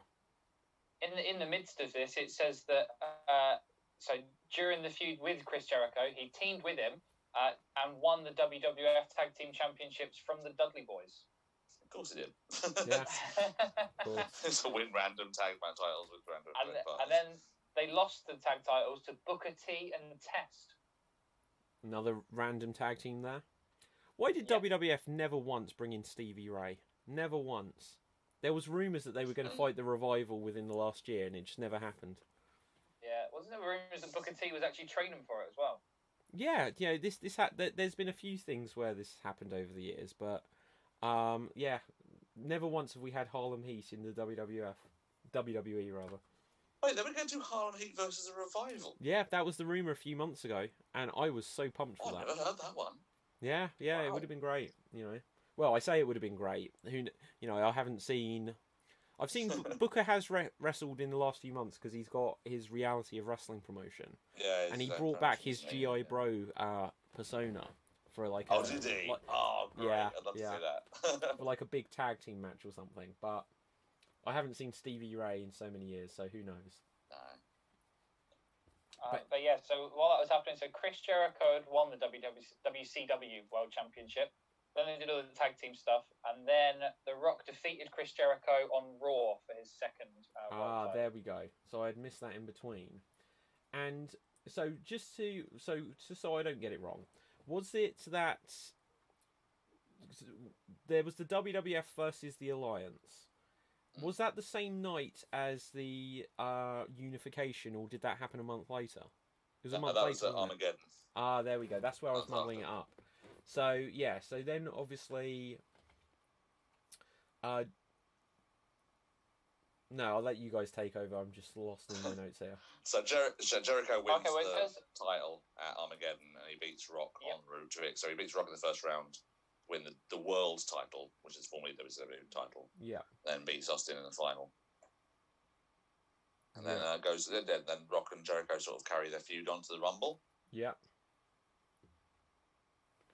And Jericho wins with the most cheaty sequence I've ever seen, where I think he low blows Rock, rams his head into a exposed turnbuckle, and then rolls him up with the feet on the ropes. It's like every cheat you could possibly do as a heel. That would make Eddie Guerrero proud. Yeah, it's a great little sequence though. It's this is like, oh, you scumbag, Jericho. It's just going on. So they do that bit, and then I think that's when the NWO showed up. Yes, so that was a nice coincidence as well, just because the pay-per-view being No Way Out, the initials are NWO. NWO, yeah. This was in the era where WWF started spoiling, they started ruining their own surprises. So imagine if they'd just got to, and of course they wanted to try and get more buy rates, and I get that, but imagine if they'd just been at No Way Out, and just like the logo suddenly had started changing or something on the graphics. People would have gone ballistic, and then suddenly Hogan, Hall and Nash had walked out. But instead they announced that Vince McMahon was bringing in the NWO himself. Yes. And was right. it because Ric Flair was feuding with Flair, yeah. Flair was on one side, and he was said here, I'm going to inject WWF with a lethal dose of poison. Yeah. And he turned around on his chair, and it said, and in the reflection was NWO. Yeah. It was a cool little bit, actually. I quite liked it. I thought it was very fun. Quite good. Yeah. Okay, but so we then start leading up to WrestleMania. So it's Hogan versus Rock. The match which we mentioned earlier is one of my favourite matches of all time. I think, just so we answer this, my favourite... We may have answered this 2 or 3 weeks ago, actually. My favourite match of all time is Undertaker Shawn Michaels 1 at WrestleMania. That was my thought. I think you're going to carry on from there. But, no, I was just going to see what you guys thought. For me, I think it is this match at WrestleMania 18, Rock and Hogan. Just beforehand, the reaction from the crowd just gets me every time I've seen it. I don't necessarily, I can't think of a favourite match of all time in terms of stuff that I've seen live in terms of this sort of stuff. But as far as Mania matches, I'd probably go with Taker and Michaels, and maybe have Austin Rock from 17 close behind, perhaps. All sort of level picking for me. I like that match. I wouldn't even rate it like, not even Mania matches, but when you've got matches... that's off the top of my head. Give me half hour and like a pen and paper, I'll probably come up with a massive list. So just like, I'll throw in as just one other match just to mention in the contendership is Bret Hart, Davey Boy Smith, SummerSlam 1992. Thank you very much. I was there. You were actually there? I was at Wembley Stadium. Oh, you bastard. They were like this big to me where I was at. That's incredible. Far away, but it was a great atmosphere. Great, yeah, incredible match as well. Okay, so we had this incredible match, and the great story behind it is that Hogan was going in as the heel, The Rock was the face, and I think they were in Toronto. I think that definitely they were in Canada. Yeah. And the audience just decided, we're so pleased to see Hulk Hogan. We haven't seen, Hulk Hogan in WWF in however long. They were so on Hogan's side. And you can see them. One, you can see them talk to each other. But you can also see, and they are the two best wrestlers ever in terms of working the audience. You just literally see them in the match. They look around. They're they're reading the room. And they have the conversation of, okay, well... I'm going to play this heel, says The Rock. Hogan decides, right, okay, you play it heel, I'll be face. And they go with it. And they literally, because if this wasn't the plan, it wasn't the plan. But at the end of the match, they literally just repeat Hogan's usual WWF good guy shtick, where it's like, okay, we've had this match, now we're both going to do the pose, and I'm going to point to you, and then you're going to do my pose, and so on and so forth. Yeah, and I'm assuming they had. I'm assuming they had the angle sort of like already set in stone with Hogan sort of shaking Rock's hand, and that would cause Hall and Nash to come out and do the attack, and then move on to that bit. But it's definitely true. I think I saw something recently. I can't remember if it was Rock or Hogan on something, and they're talking about the match, and they do exactly what you said. They just say to each other, right, we've got to change this up. Yeah, reaction. That was the deal, and they just. And that's something where you don't see that nowadays, and I don't know why that is the case. But just one skipping forward in time situation, because The Rock can read the room. He is the master of it. Do you remember when Roman Reigns won the Royal Rumble thanks to an assist from The Rock? I think last eliminating the Big Show. You see The Rock raising Roman Reigns' hand, and Roman's like, yeah, and The Rock's just like, the audience aren't cheering you, and you're now dragging me down with you. Yep. Even The Rock can't save that. Yeah. He was like, well, what can I do? The only smart thing The Rock could have done would have been to rock bottom him. Yeah. I love that. That would have been great. Boom. But then Roman Reigns has got to go and face Brock Lesnar after that, so that would build him up too well. Yeah. Cool and audible. Okay, so where are we up to? So we're Mania. You've got Rock and Hogan. Yeah. And then there was the brand extension. Yes. Oh, yes. The Rock was #1 overall pick going to SmackDown before taking a sabbatical from wrestling. Brilliant. that's just like a perfect usual WWE timing, isn't it? Yeah. So there's #1 brand pick for this particular brand, and you're not going to be on the show once. And this would have been the very first brand split of them all, wasn't it? Yes. Yeah. My God, did they not have a plan? They have never made one of these work, and I think it was they didn't have they wanted to do this previously when they bought WCW and just split them into two entities, and for some reason, they were determined to split them into two entities with Raw and SmackDown, which eventually they did, and it didn't work, and then they sort of just came back together, and they've split them, I think, another 2 times since, and it has never ever worked. It doesn't work to this day. Oh, they've done it more than 2 times. They've had like the brand split, and they had the the thing where they were like, we're going to shake things up. We're going to have the superstar shake up and all this sort of. Oh no, but they've done things where they do draft picks or they do random lotteries. But eventually it's just like they announced, okay, we're going to give you all of our top superstars on the set on the monthly pay-per-views, so that it's not going to be a Raw pay-per-view and a SmackDown pay-per-view. You're going to get both all on one. Right. And they announced it, and it's like, well, this is how it used to be. And then later on, they were like, oh, we're going to do a brand split again, and then they just kind of ignored it. And then about a year ago, they did the brand split, where like the big thing was Brock Lesnar is going to be on SmackDown on Fox, and he won the world title within 5 seconds from Kofi, killed off Kofi Mania, and then instantly went back to Raw. It was always even like general managers or anything like that. It was like between Fox and who's the other channel they're on? USA. Fox is on Raw. USA, and they have the shots of like the meeting rooms and all that going, yes, we've got Natalia, yeah, well done, excellent, good job.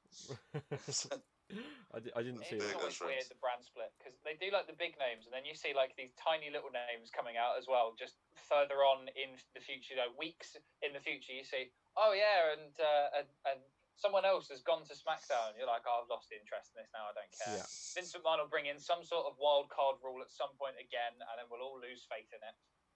Yeah. Okay. So The Rock disappeared, and he came back. And it's interesting. On Wikipedia, it says final feuds and first retirement. I don't think The Rock has ever officially retired. No. So he came back. Was this Goatee Rock where he came back as a heel? Didn't he come back later that year to do the match with Brock? And he won the title against Taker or something like that. So we had Rock versus Brock. Wait, Rock and Brock. Yeah, because he was I can't remember what the event was called, but the month before SummerSlam, it was in the triple threat, wasn't he, against Angle and Undertaker? Really good match. It's one of his best matches, actually, I would say, and won the title in that one, triple threat with those two. Yeah. Then he was facing Brock at SummerSlam. Yeah, and that was interesting, just in terms of us talking about King of the Ring earlier, because this was the first time they ever made King of the Ring make sense. Because it had always been that you win there hadn't always been, but they introduced the idea you win the Royal Rumble, you get a world title match at WrestleMania. When you think in terms of then a Survivor Series and SummerSlam, if you win the King of the Ring tournament, you get a main event at SummerSlam, and it's like, yeah, okay, this actually makes the King of the Ring relevant. And then it was the last time they did King of the Ring for about 5 years, and it was Brock defeating Rock, and this is where the Rock then disappeared for some time, wasn't it? I don't think it was ever shown, but there was after because Brock was getting heavily cheered because everyone knew that Rock was just off to Hollywood to do some more movies and things like that, and he was getting booed. And then after the show, he got on the mic and was like, "Are you going to boo the Rock? Fine, whatever. Well, okay, we'll sing along with the Rock's over." It sort of turned heel on the crowd, but it never got announced or anything like that. It never got broadcast or anything. So obviously they probably weren't planning to do that, but I think he just wanted to do that as a way to send the crowd, home happy. I guess, I don't know. Yes, indeed. Okay, so let's just have a look. So The Rock, he went off and what did he shoot? Walking Tall and Welcome to the Jungle, or whatever they were. See any of these movies? No. Walking Tall was quite cool. Again, I saw it once, and back in the day, I just felt like I had to support these movies. But he came back. The game plan as well. I think that came a bit later, but you know, Okay. you may well be right. That's a movie I haven't seen though. Oh, see, I have seen that one. Any And good? the Tooth Fairy I've seen as well. Oh my god. They're both average films, I think. Yeah, he was so. Well, you could actually look at some of these early Rock films. If you bring up his filmography, somewhere like this, it was very Hulk Hogan, where there was like, well, that's just basically Mr. Nanny, and that's basically Suburban Commando, and stuff like this. But he eventually made good on the acting front. But anyway, so when he did come back, he came back and he was a heel again, and it was to set up that he would have his match with Goldberg, wasn't it? No, not Goldberg. It was he came back as I think McMahon put him in a match with Hogan earlier that year, a couple of months before that. Yeah, no way out. So it was going to be a Hogan Rock rematch. It was going to be in Montreal. Oh yes, yeah. And they did a Montreal Screwjob finish again with like the referee mysteriously got knocked out or something like that after the lights went out. Yeah, but he was like a paid off referee. Rock won again, didn't he? Yeah. But yeah, Rock won it, and he was full heel, full bad guy. He was Hollywood Rock, as I prefer to call him at this point. So yeah, and then like I say, with the brand split and everything like that, he was on SmackDown at that point, and then the night afterwards, he went to Raw. He sort of said that he had I think it was part of his contract, he could choose wherever he wanted to go or something like that. Or McMahon had put that in as a reward for beating Hogan, and he went to Raw to do the feud with Austin. Yeah. Well, it was the Hurricane first. Not sideline with Hurricane. Yeah. I see. This was an example of when they pushed one of these little guys, and it felt like suddenly they could be a big deal, but then they just let them fizzle out just as quickly. This is my favourite incarnation of Rock, though. I loved Rock at this point. I thought he was good in this role. The Rock concerts, the little sort of the subtle little nuance. It wasn't the shouting at the crowd and things like that, saying like we were talking about finally the Rock has come back to and I stopped before it was going to be like whatever the chant was to run all your candy asses down or something like that sort of stuff. And Rod took the piss out of the Toronto crowd at one point, saying like they're all, as soon as he mentioned Toronto, he's like going sort of like, oh, you know what? I hate that when the crowds do this and things like that. And so like, they're like, yay, we're from Toronto, yay, that's where we live. Yeah. Just taking the piss out of everybody, and because he was a bad guy, it worked more than when he was a good guy running down everybody without any sort of thought about it. But yeah, it was, like I say, doing little things with the Hurricane and things like that, and like having losing a battle royal to Booker T, and sort of like doing sort of mock applause on the outside, going, if you see his face going, how the hell did I just lose to Booker T? Well done, yeah, good job. What the hell did I? What? Yeah. Really funny little bit. So this was leading on to the last Steve Austin match at Mania, then, wasn't it? The one, which we mentioned where finally The Rock won. And after the Rock won. You go on, Sam. I was just going to say The Rock won after delivering 3 rock bottoms. Yeah. Which, based on what we said earlier, is pretty much essential. It should really be 3 or 4 rock bottoms before you're able to win. Yeah. That was the Mania of the night. It was the night of 3s in that match, because all the main event matches all had like the finishing move was delivered 3 times, apart from one main event match. And I'll bet you can't guess. So all the winners of the matches, they delivered 3 moves except for one person. I'll bet you can't guess who it was. Okay. So you had The Rock. Yeah. You had Rock won his match. You had Brock winning his match against Angle. You had Hogan winning a match against Vince, and you had Triple H beating Booker T. Now, which one of those 4 do you think only delivered their finishing move once? God, I wonder. Win the match? Who do you think? I'm gonna, on a whim, I think I'm gonna go for Triple H. Oh yes, you're quite right, Sam. But not only that, what other little detail did Triple H also win with that and that match? He delivered the pedigree once, but what also happened? Oh, you're pushing my knowledge to further than it has. Okay, who was Triple H against that night? Booker T. Okay, so I'm not sure. He delivered the pedigree. Yeah, go on. He delivered the pedigree, and he took 20 seconds to cover him. Wow. He did a crawl over that everyone in the crowd thought was going to be one of those sort of delayed, hit the finisher, delay, get your pin over, literally have an arm over him because he's selling, I don't know what he was saying, but it took ages to get the cover, and you all think that because he's going to get his shoulder up or something like that, the match going to continue, but it went 1, 2, 3, and the crowd just go, yeah. What? Well, this whole storyline, weird, so bizarre. whole storyline they'd done like the whole racial overtones in it, where it was like, it was kind of uncomfortable viewing, and it's always difficult when they do stuff like this. I don't think they should really do it in wrestling, because then how can Triple H come back from that? And of course he does, but there's always like, well, he's also got this side to his character that, you know, there's certain things you can't really take back. You can smack someone with a chair and take it back, but when you put in, but it was also, go on, Dave. Go on, David. Sorry, no, go on. Sorry. No, I insist. No, I was going to say, but it's also like, it was Triple H's like the reign of terror, wasn't it? It was like Triple H was just like just never looking bad against anyone. It was like, it was tedious.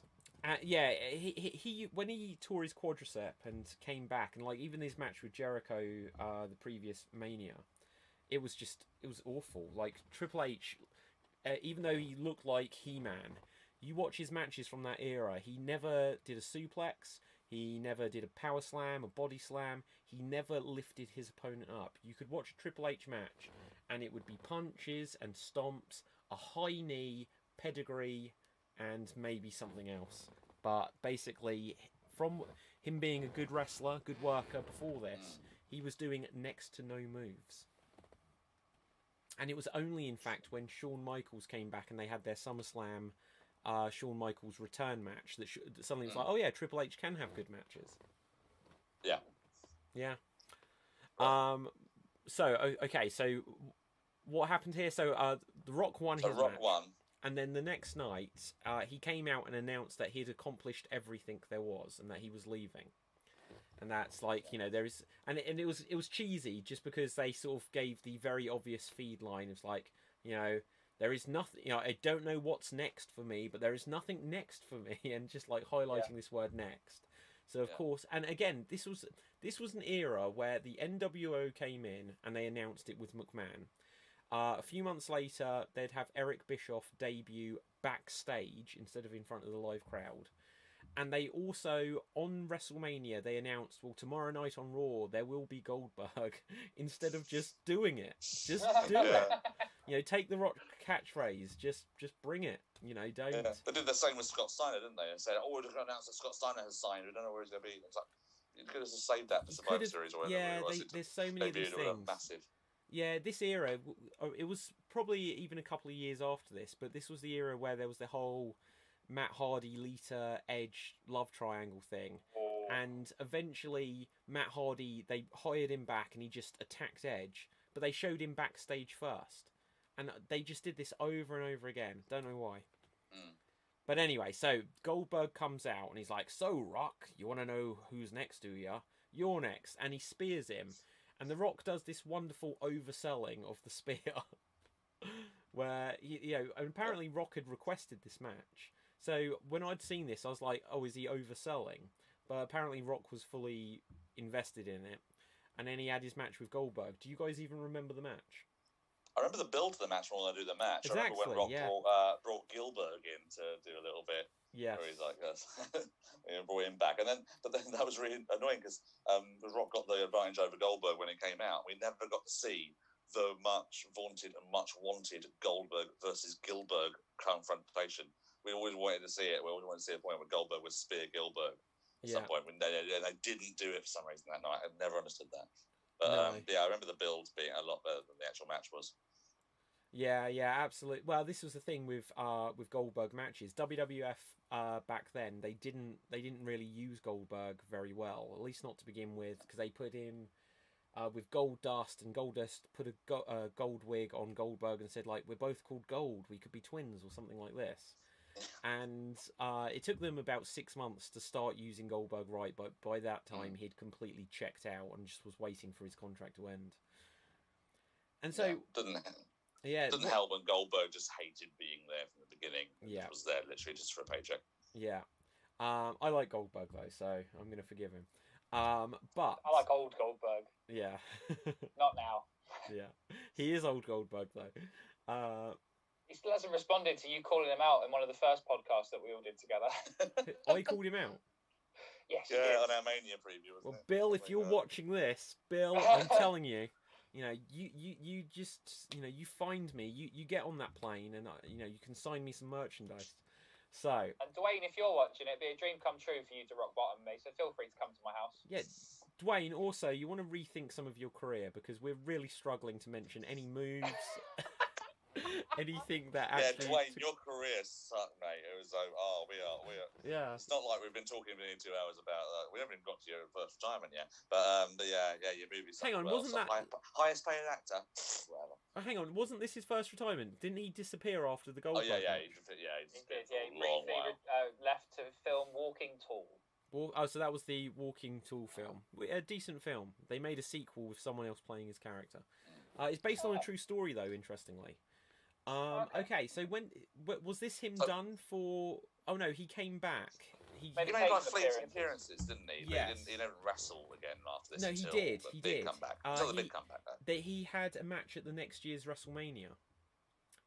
Rock and Sock versus Evolution. Yes, he did, didn't he? Yes. Yeah, in his sporadic appearances leading up to that, is that where he came in and just berated Randy Orton and made him look like a little whiny girl? And then security were escorting him all throughout the back, and he literally just was walking, still had a microphone in his hand, picked up a donut and lobbed it at a security guard or something like that, and he just kept running down Randy Orton, saying how he met him, and then when Randy Orton came over, he wet himself or something like that. And it was like this, but it went on for a good 7 or 8 minutes, just of The Rock constantly talking. Don't remember that.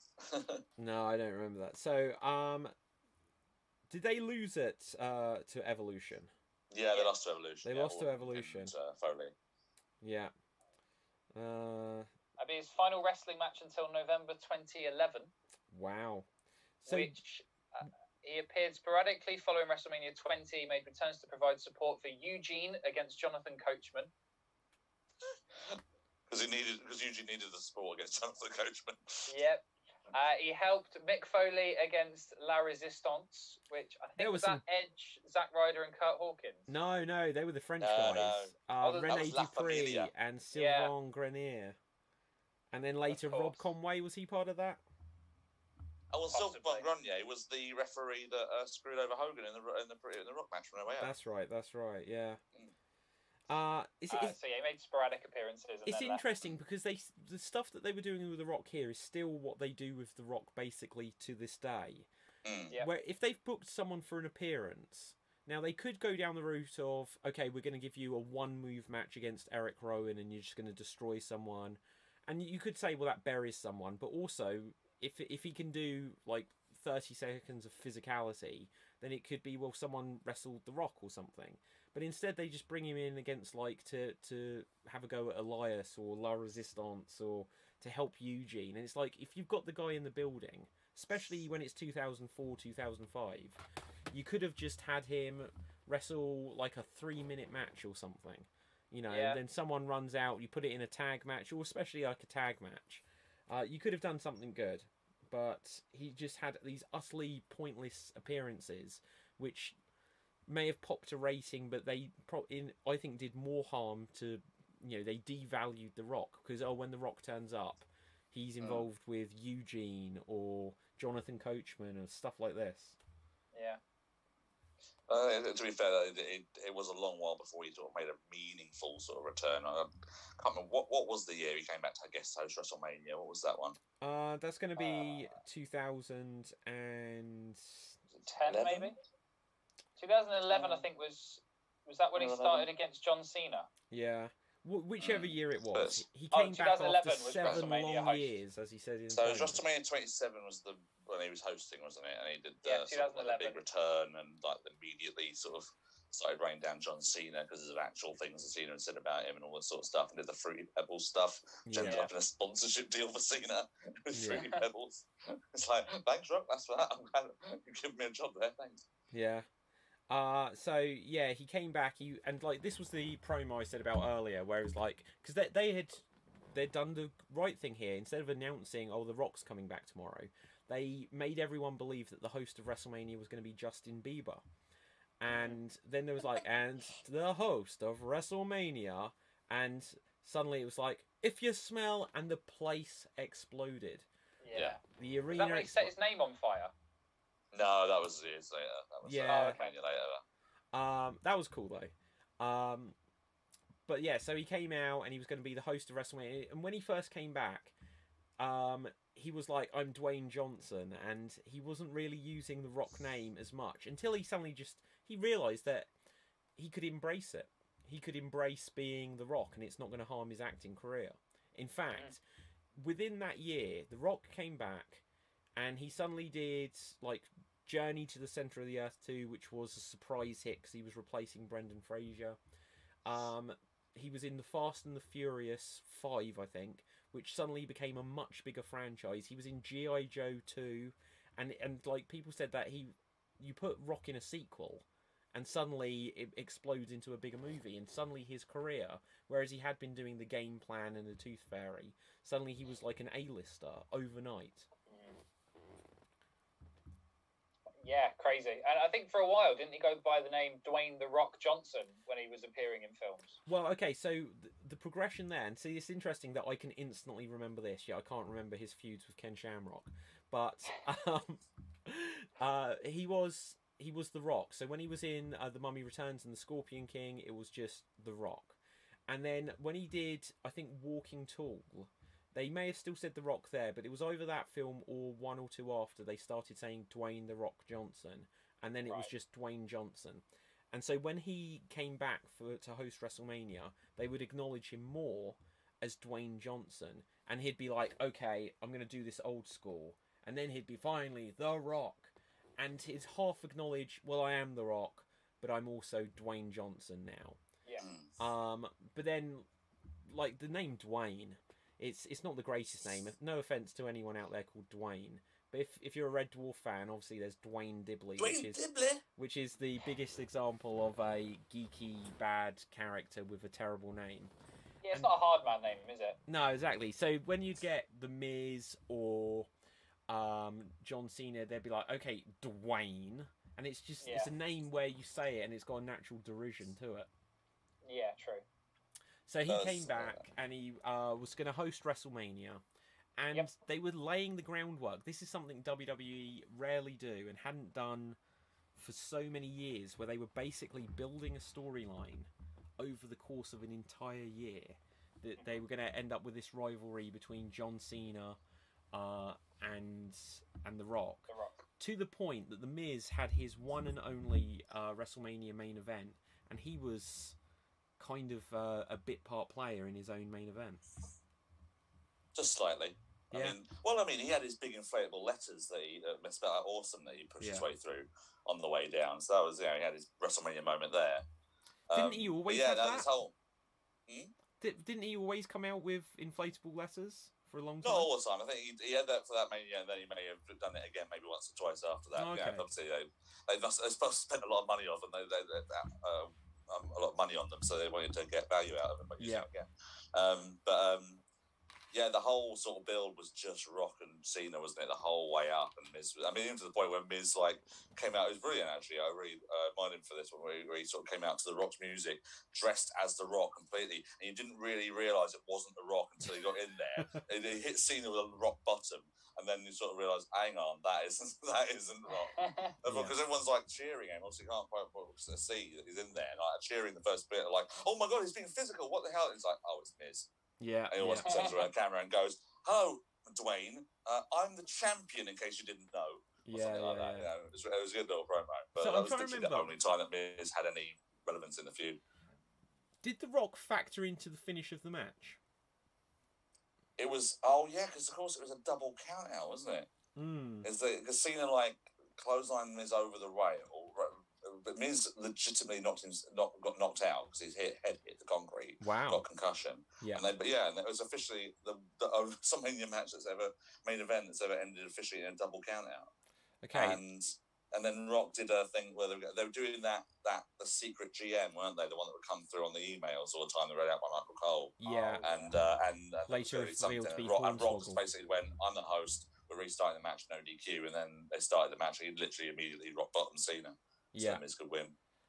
Okay, so yeah, as revenge for the attitude adjustment Cena had given to him on Raw, Rock hit Cena with a rock bottom, allowing the Miz to pin him and retain the WWE Championship. So the match was restarted.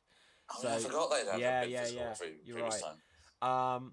After the match, The Rock attacked Miz and hit him with a people's elbow. Perfect end to a Mania. No wonder the Miz has never main evented since. The following night on Raw, The Rock and Cena agreed to a match at WrestleMania the next year. Yeah, remember that. But they didn't together to fend off an attack by the Core. Yeah, but you know what? They didn't wait. Yeah, the Core. But like they didn't wait it out until Mania. They got to Survivor Series, and The Rock was having his return match. Teamed up, didn't they?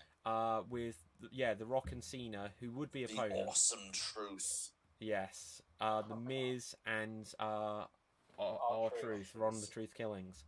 And I don't know why, but I've read so much. I didn't mind the match. I didn't see anything particularly wrong with it. I heard that The Rock got gassed out pretty quickly in it, but the bigger thing is that afterwards they said that they blamed The Miz for problems with the match, and that kind of killed him as getting a push for a year or two. Cena really had it in for Miz, I think, that whole year. I think him and Alex Riley, there was this whole blow up backstage. I think Riley, especially with Riley and Cena, they had a massive falling out, something like that. Wasn't it over a lady? I forget what that was.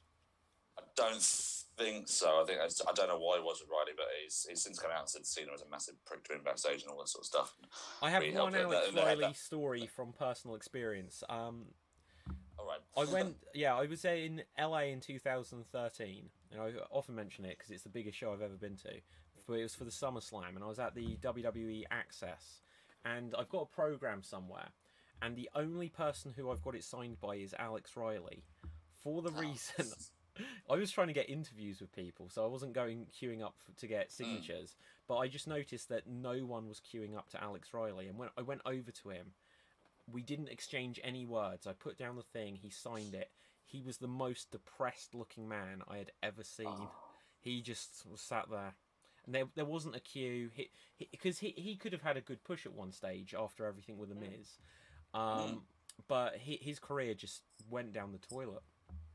Yeah, and he blames Cena entirely for most of that. Yeah. For that sort of stuff. Yeah, because they had that horrendous I Quit match with Cena and Miz, where they tried to do a similar thing to the end of the Rock Mankind one with a tape recording or something like that, and end of it, and Cena had been beaten down, and this sort of screwy finish where the referee discovered what Miz and Riley were doing, and then just out of nowhere, Cena just becomes Super Cena and just destroys both of them. Is that an example where he had attitude adjustment both of them? Because he did that. Something like that. Yeah. It was a classic example of Super Cena where everything that Miz had been doing up to that point just had no effect, and Cena just easily won after the restart and all that sort of stuff.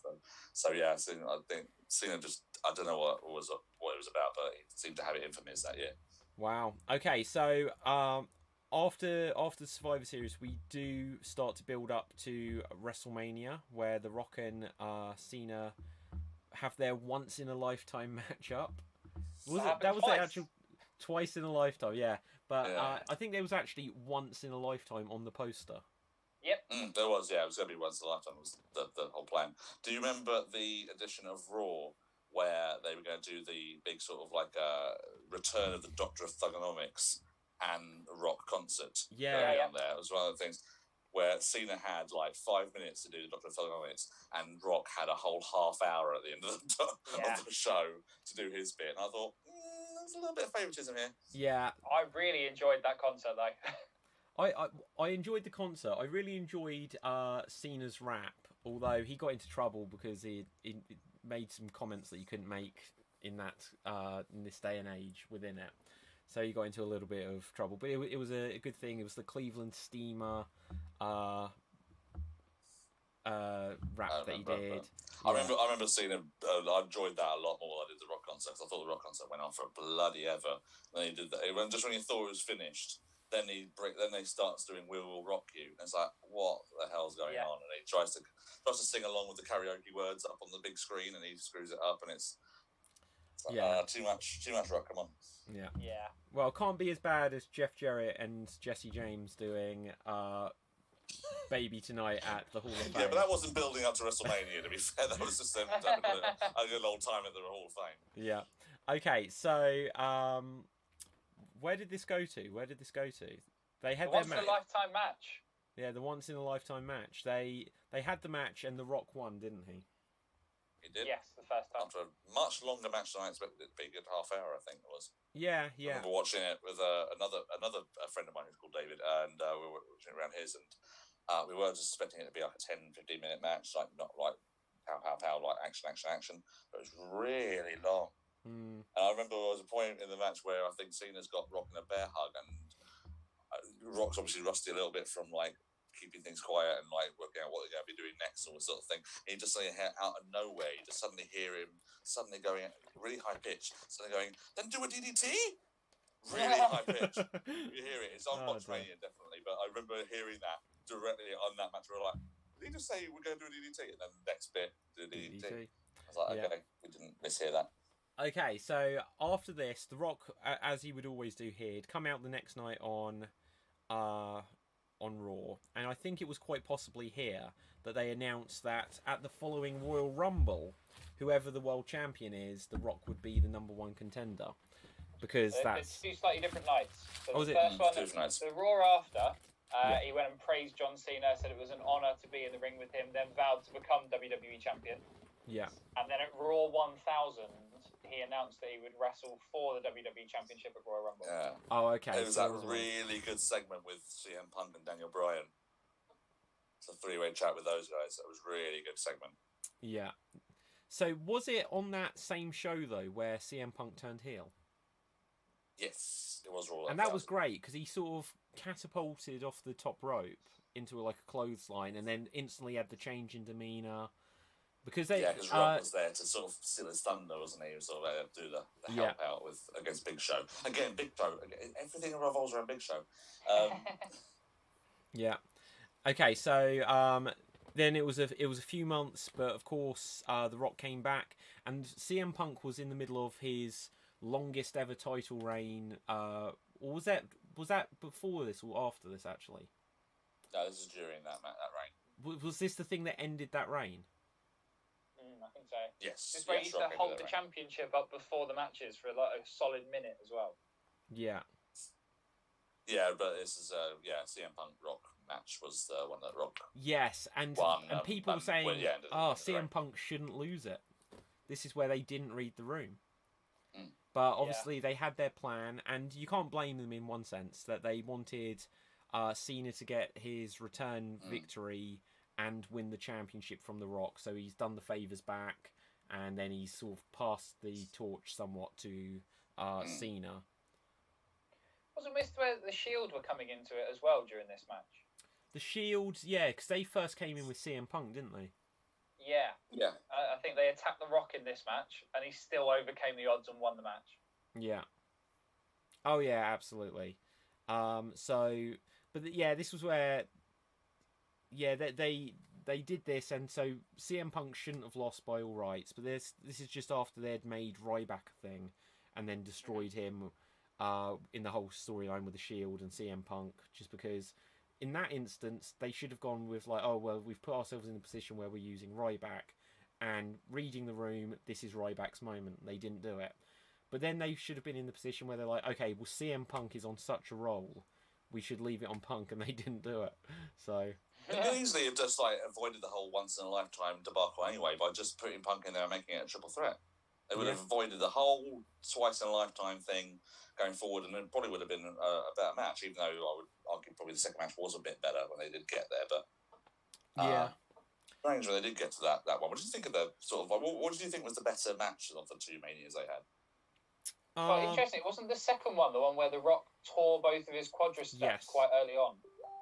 Was it his quadriceps? I thought he tore something else, but... I'm pretty sure it's his quads. Yeah, I think so. Yeah, and I think he was filming the Hercules movie, and then he got into a lot of trouble with his agent and the studio being like, if you're signed up to a movie, we can't delay a movie whilst you're getting surgery or something. Yeah. And I think overall I preferred the first one because this second one sort of just ended out of nowhere. They're doing a lot of like finisher kickouts, and then there's a finisher kick out, another finisher kick out, another finisher kick out, and then there's randomly one of the finishers they just didn't kick out of. And it was like a really sudden weird ending with Cena winning. Didn't John Cena hit The Rock with one of his moves to finish the match? No, I think it was just another. It was just like a third. Adjustment. I think that's all it was. He probably did do a rock bomb at some point, but I just remember it sort of happening, and then it was like, oh, okay, just like one extra random finisher ends it instead of it being like built up to. So it was a bit weird. Yeah. Okay, so did The Rock ever wrestle again, or is it just Eric Rowan after this? He lost to Cena and then just made sporadic appearances, according to Wikipedia. So yeah, that is going to be his last. See, that is something. They go on. It wasn't one of those appearances at Mania where he confronted Triple H and Stephanie and had Ronda Rousey back him up. Yeah. And the idea there was that it was going to be Rousey and Rock versus Helmsley and Stephanie, and then Rock didn't do it, and they went with Kurt Angle instead. But I think, did it take them, was that the next year, or did it take them a couple of years to get Rousey there? I think it was 2 years after that one. 2 years. If it had been the next year, then he probably would have done it. Yeah. But then some of his appearances were quite random as well. You've got like, he confronted Rusev and Lana at one point during Rusev's initial run when he was running down all of America. Yeah. And then, as we said earlier, there was the one where he came out and helped Roman Reigns after he won the Royal Rumble. Yeah. Then there was Ronda Rousey. And then he confronted Bo Dallas and gave Bo Dallas a rock bottom. Why? See, it's these. This is La Resistance and stuff like this. Yeah. And the WWE, they could always still be doing like compelling television every week, but then they just waste appearances and they diminish people's value by doing stuff like this. Yeah, that one with Bo Dallas, it says it was at a live event in Boston as well, so it wasn't even a televised event. Wow. A little throwaway one then. That's all right. Yeah. Yeah. Wasn't the one with Eric Rowan, with the sort of confrontation with the Wyatt family, wasn't that the one where he had the blowtorch and set fire to his own name? I reckon so. Was it that one? I do remember it being quite weird with that. So he did obviously all the stuff with his name, and then when he got into the ring, he was already really, really dripping with sweat. And I was thinking to myself, something's going to happen here, because there's no way he would have warmed up just to come out and say something. Well, yeah, but he'd been setting fire to something. It was straight from that, probably. Yeah. Well, maybe. But that was such a random entrance, though. All that expense they made on a Rock sign, especially on a Mania where he wasn't advertised to appear. That was a surprise appearance. Okay. And no, go I think it was anyway. But it was. But yeah, then they had the confrontation with the Wyatt family, who also weren't advertised to be on the show either, because it was a bit of a weird one. It was like, why are the Wyatts not on the card? And then they had this thing, and then, as I say, the 10-second match with Eric Rowan, and that officially is his last match, as far as we know. I will tell you something that probably happened before this. One of my favourite WrestleMania moments was Hulk Hogan as the host of WrestleMania, and then interrupted by Steve Austin, then interrupted by The Rock, and all of Hogan made a hilarious. He got the name of the arena wrong. It was like he said the Silver Dome instead of the Superdome or whatever. But that even added to how good the segment was. Yeah. Because then Austin came out and there's the face, they're face to face, Hogan and Austin. Like, they're going to have a match? Imagine if they had actually had a match, opening match, unscheduled at WrestleMania, Hogan and Austin. The rest of the card, everyone would have been like, we can go home, we can't follow this. Yeah. But just as they're face to face, suddenly it was just, if you smell, and again the place completely exploded, and that was great. Are we in agreement? Are they the three biggest stars in pro wrestling history? I'd probably say so. You throw Andre the Giant is sort of close to them, but not quite as big, I suppose. Yeah, and he would have been. Arguably. Yeah, but is it Triple H? No, Triple H, no way. I will not give Triple H the credit of being as big as star. No. I think arguably Cena. Yeah. I wouldn't. I wouldn't personally. Everyone knows In terms of what they've done. Longevity, yeah, but I don't think he ever reached the height of Hogan Austin. Well, no one did, Also, as we said, they were sort of like parts of their zenith, weren't they? So, like, of the times, like, as we said, like, maybe less choice of things to see and things like that. But I think in terms of impact, the next name along after Austin and Rock is Cena, I would say. And then if you go by social media, then Randy Orton's got to be up there as well with his RKO out of nowhere. Yeah, well, okay. So there's lots of people that have. Well, this is where you suddenly get a little bit of the bubbly and people like that. Yeah, Chris Jericho. Yeah, there's lots of wrestlers that have trended and this is where Joey Ryan comes back into it because his whole penis flip thing was all over like mainstream television. It's amazing. Yeah. Okay. So, what is there left to cover of The Rock? Just his film career, then. Really? Yeah. Let's go back just before we do that, though, guys. With terms of like what we've discussed in terms of Rock sort of like stuff. Obviously, as we said sometimes that his stuff was very much of the time. Do you think that if he was around now and was trying to do the stuff he does now, where he's doing references to Poontang and references to Strudel and like various things like that, asking other guys, "Are you a little cum see cum sa?" Is stuff like that would not probably go well these days, would it? No, would he be a victim of cancel culture? Yeah, he would. But at the same time, I think he could still turn up and say all of those things, and he'll get away with it because people are accustomed to him as a personality doing some of his old shtick, basically. Yeah. But if he was like a new wrestler now, things are so different in everything being scripted and everything else. But if he was just to come in and sort of be on a similar trajectory to what he was back in the day, he would just say different things. He would just have like different ways probably to... His personality would be what shines through. Yeah. Like I said earlier, but the comparison with Jericho, he would adapt. Yeah, absolutely. Yeah, and if you ever see him like just talking to fans or anything like that, he's always been the sort of personality that people are drawn to. Yeah, absolutely. So, okay, let's quickly go through. We won't go into as much detail on some of his career in the movies, but let's just run through some. I've got a list here of his credits, and we can just say whether we've seen it, whether it's good or anything like this. So, The Mummy Returns. Have we seen it? Yes, but I can't really remember much about it. It was good, but not because of The Rock. Exactly. Okay, in something called Long Shot, he was a mugger, so I don't think that was a big role for him.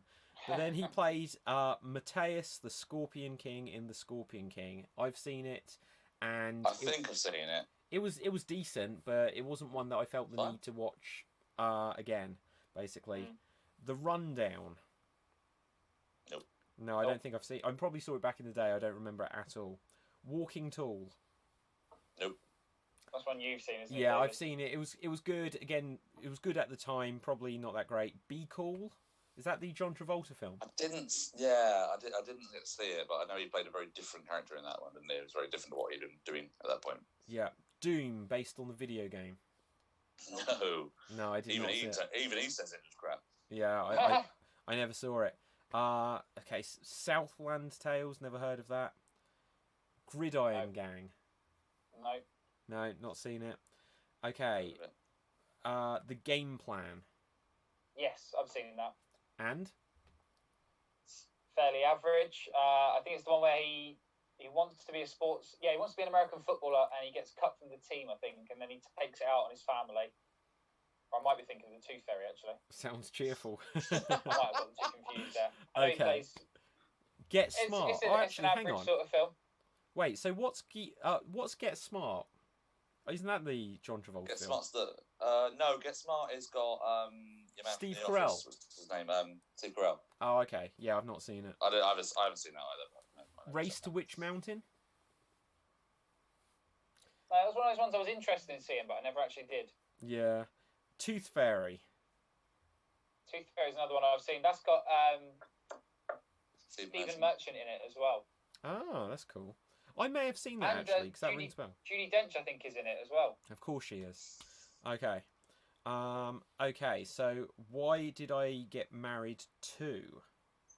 That's an uncredited cameo. Okay, yeah, sorry, I didn't read that. That's not in the list of the sequels that he elevated then. Yeah. Okay, The Other Guys. Yes, No. I have seen that. Any good? He's only in it for the first half hour or 20 minutes, half hour, and he's sort of like it's Mark Wahlberg and what's his name? Comedian man, Will Ferrell. Okay. Are like staff workers in the police force, and Will Ferrell's very happy in the office job. Mark Wahlberg wants to get out and some more action stuff. The two action cops that are the best cops in the entire precinct and entire world are Dwayne The Rock Johnson and Samuel L. Jackson, and they would come in with they're the cockiest guys in there, and brilliant bit. They try to apprehend these criminals who have managed to get down from this multi-story building. They're on the roof. They look down and they decide they are so invincible. They both decide to jump off the building to land down to continue the chase, which inevitably means they both just hit the ground dead. Wow! It's one of the more shocking sort of like bits, and you're like, but it's hilarious because it's just like, and they do it in a slow motion to "My Hero" by the Foo Fighters all the way down, and then the music just stops, and they both go. And because they're now gone, their top line got to the precinct. Yeah. Then Will Ferrell and Mark Wahlberg end up having to take over their roles. That's cool. I like that idea. Okay, so what is that film? The Other Guys? The Other Guys. I'm going to have to check that. For a bit longer than that one. Sorry, but it's a really fun thing. No, it's all right. Next on the list, we've got Faster. Have you seen Faster? No. See, to me, I remember it coming out, but I've got a feeling that this was... It may have been at the cinema, but this is where it felt like his career was going like straight to DVD, sort of like that his movies didn't matter anymore. But after this, he was straight into Fast 5, so it's where he joined the Fast and the Furious. Not seen it. Not seen it. Good things. Yeah. Okay, I've not. The only one I've seen of the Fast and the Furious since the first one is the one I saw in France. But I always intended to watch it, but I just felt like I want to see it with The Rock in, and I heard they're good. But I felt like I've tried watching the Fast and Furious 1 again, because I feel like, well, you can't just jump in at number 5. But maybe I'm wrong about that. Yeah. It's interesting. A friend of mine says that she's not a fan of The Rock because apparently when he comes into film series, he ends up ruining them. But then you see, like, he's in Fast 5 and then he's in Fast and Furious 6 a couple of years later as well. Yeah. And firstly, they're both massive films. Secondly, if there was a point where they did end up going off the radar a little bit, they are 5 and 6 films into a series. Like, not many film series get that far. Yeah. Yeah. So I've had to have that debate with a friend of mine before. Yeah, absolutely. Okay, so next week, did I mention Journey to the Mysterious Island? Never seen it. Never seen it. Me neither. No. Then Snitch. Did we see Snitch? Nope. Never heard of that one, to be honest. G.I. Joe Retaliation. This is the story here. I was at the press conference for this. I interviewed The Rock, as people will have seen perhaps earlier. So I got to interview The Rock. He implied, because he was WWE World Champion at the time, and I was just asking about wrestling. I had an Action Man when I was a kid, but I never had a G.I. Joe. I didn't know a single thing about it. I was just asking about wrestling. He clearly was going through the motions. I was like, yeah, but you're the world champion. You can't not expect people to ask you about wrestling. Because I had no interest in G.I. Joe. So when I was asking him about John Cena and like John Cena had just done the Marine or something, and I was trying to draw a comparison to his career and John Cena's acting career, The Rock just tried to... He implied that I fancied John Cena in some way. I forget how he said it now. Did he ask you if you're a little come-see, come-sa? It was basically something like that. It was something to that effect. I've got like the recording, but I forget how he said it now. But following this, he did Empire State, which went direct to video. So if he hadn't done Fast and the Furious, he could have ended up there. But Pain and Gain, is that with Mark Wahlberg? No idea. Not a clue. Okay, then Fast and Furious 6, as you mentioned. Then Hercules, actually. So this was the film they had to delay because of his WrestleMania injury against Cena. Anyone? Yeah. Do you see this? No. Okay, then Fury. I have seen that. Sorry? I have seen it. Oh, you have seen Hercules? Yeah, I have. So basically, I'm a big fan of the Disney cartoon of Hercules. and I thought it was going to be a lot closer to that film, and it really wasn't. It was more like 300. Wow. So it wasn't really what I was expecting. So, but it was, if you're into that sort of film, I'm sure it would have been right up their street. Yeah. And so from Furious 7, he then did San Andreas, which I have seen, which is about this like the disaster film with the San Andreas fault and the earthquake. I don't really remember it, but I know I have seen it. From this, he did... That's a review in itself, isn't it? Yeah. Central Intelligence is another. Well, I've seen all of the Rock's matches. I just don't remember them either. But Central Intelligence, I've seen. I think that's with Kevin Hart. That is, yeah. I quite enjoyed that film. I thought it was really. Is that the one where in the past he was like chubby and then he becomes like the Rock? Yes. Yeah. Okay. Yeah, that's a good film. Then he did Moana, which I have seen as well. Yeah, it's very good. I love that film. Good One film. of my favourite films, Moana. Okay. Didn't expect that, Sam, but yeah, go for it.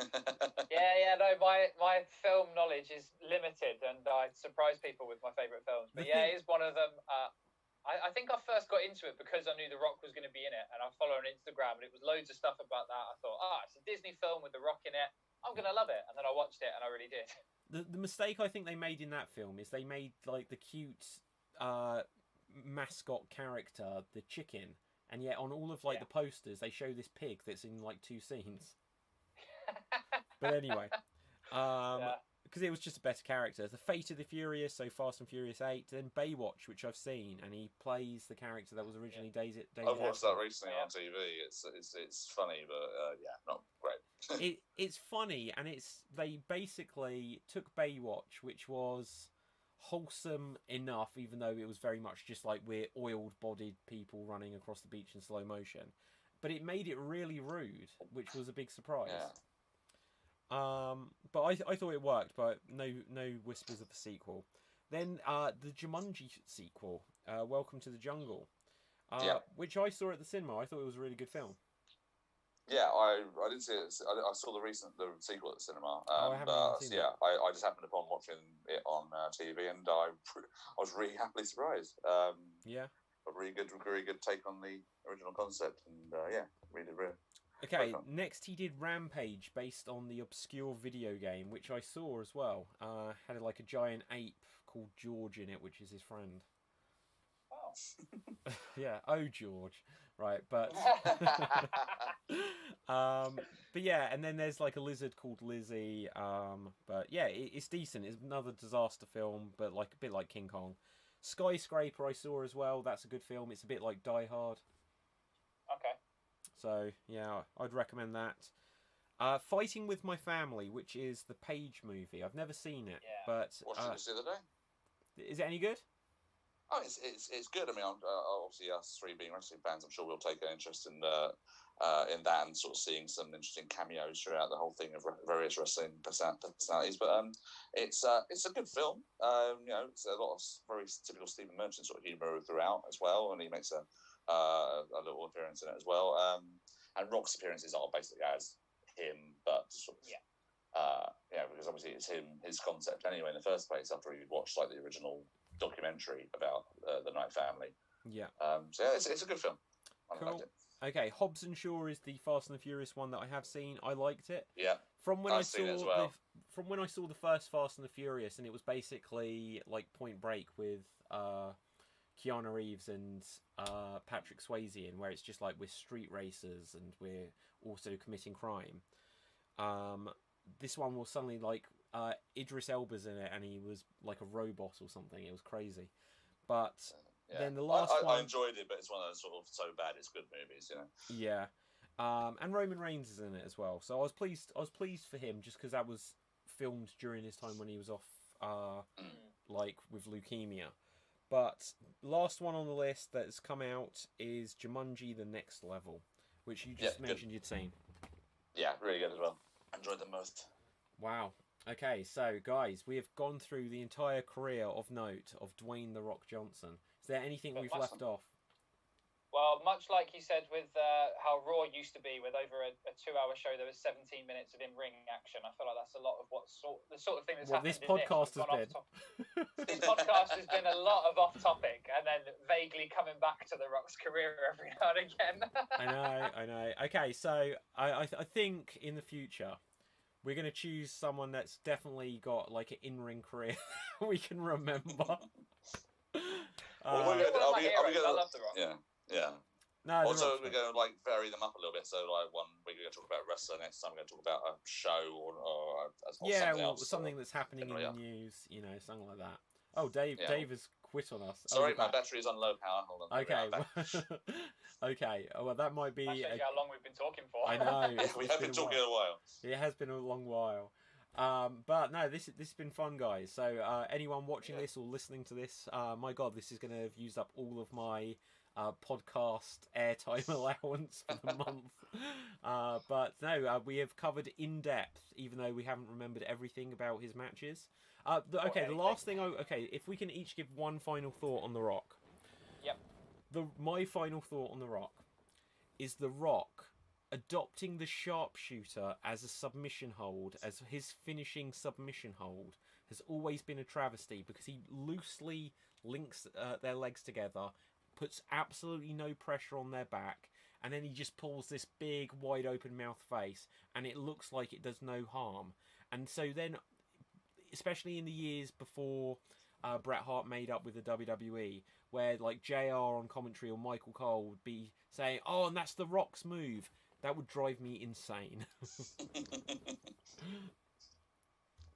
Final thought on Rock. I would say probably the most charismatic wrestler maybe of all time.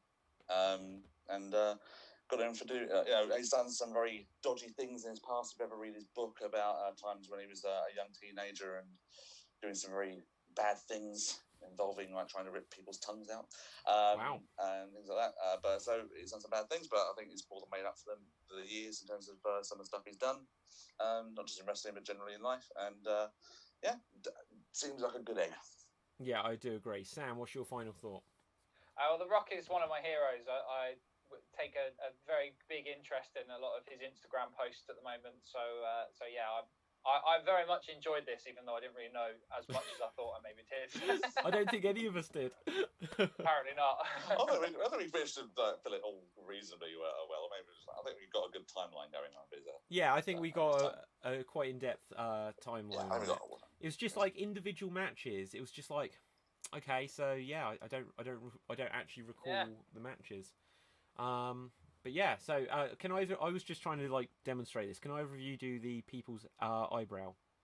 No, it's a source of great embarrassment for me. So I said I'd give like the final thought a minute ago, but I will just share this, that in about 1999 I could not do it at all, and I would spend like weeks looking in the mirror trying to work out how to raise just one eyebrow. So it's a skill that you can develop. That's the thought. Okay, guys, where can we find you? Sam, you're doing it a bit. Yeah, but I also look very much like I'm about to poo myself. Okay, Sam, where can we find you? Oh, you can find me here. So you've got my Facebook. You can find me, Sam George Performer.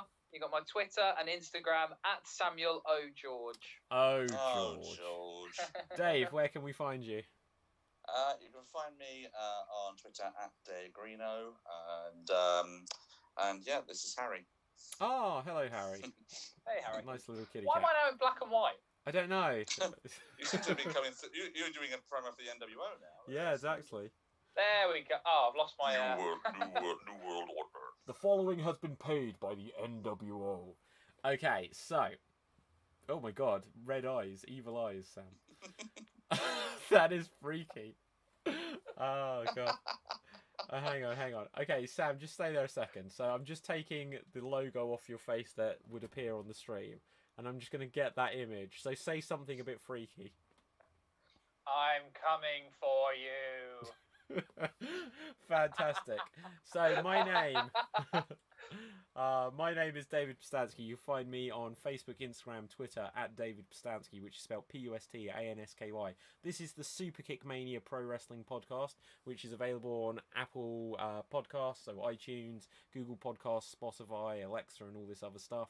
And also you can follow this specific podcast on Twitter for lots of random wrestling related tweets and thoughts at Superkick Mania. Of course, it's part of the Extreme Improv Pro Wrestling. No, it's not. Extreme Improv podcast network. And there's a cat looking. So you should check out the video version of this. Just because the video version, you'll be able to see a cat and Sam's weird eyes. But the video version will be available on youtube.com/Extreme Improv and facebook.com/Extreme Improv. We'll come back and do another one of these soon. We'll announce on one of these channels what it will be about, but it'll probably be about a show next time, because I think that is a good idea. I have a suggestion of one, but I'll tell you off it. Okay. And what was I going to say? And so so you can follow Extreme Improv on Facebook, Twitter, Instagram, Mixer, Twitch, just any of these websites /Extreme Improv. So until next time, guys, thank you so much, and bye for now. Bye. Bye. Oh! 10, 9, ignition sequence start. 6, 5, 4, 3.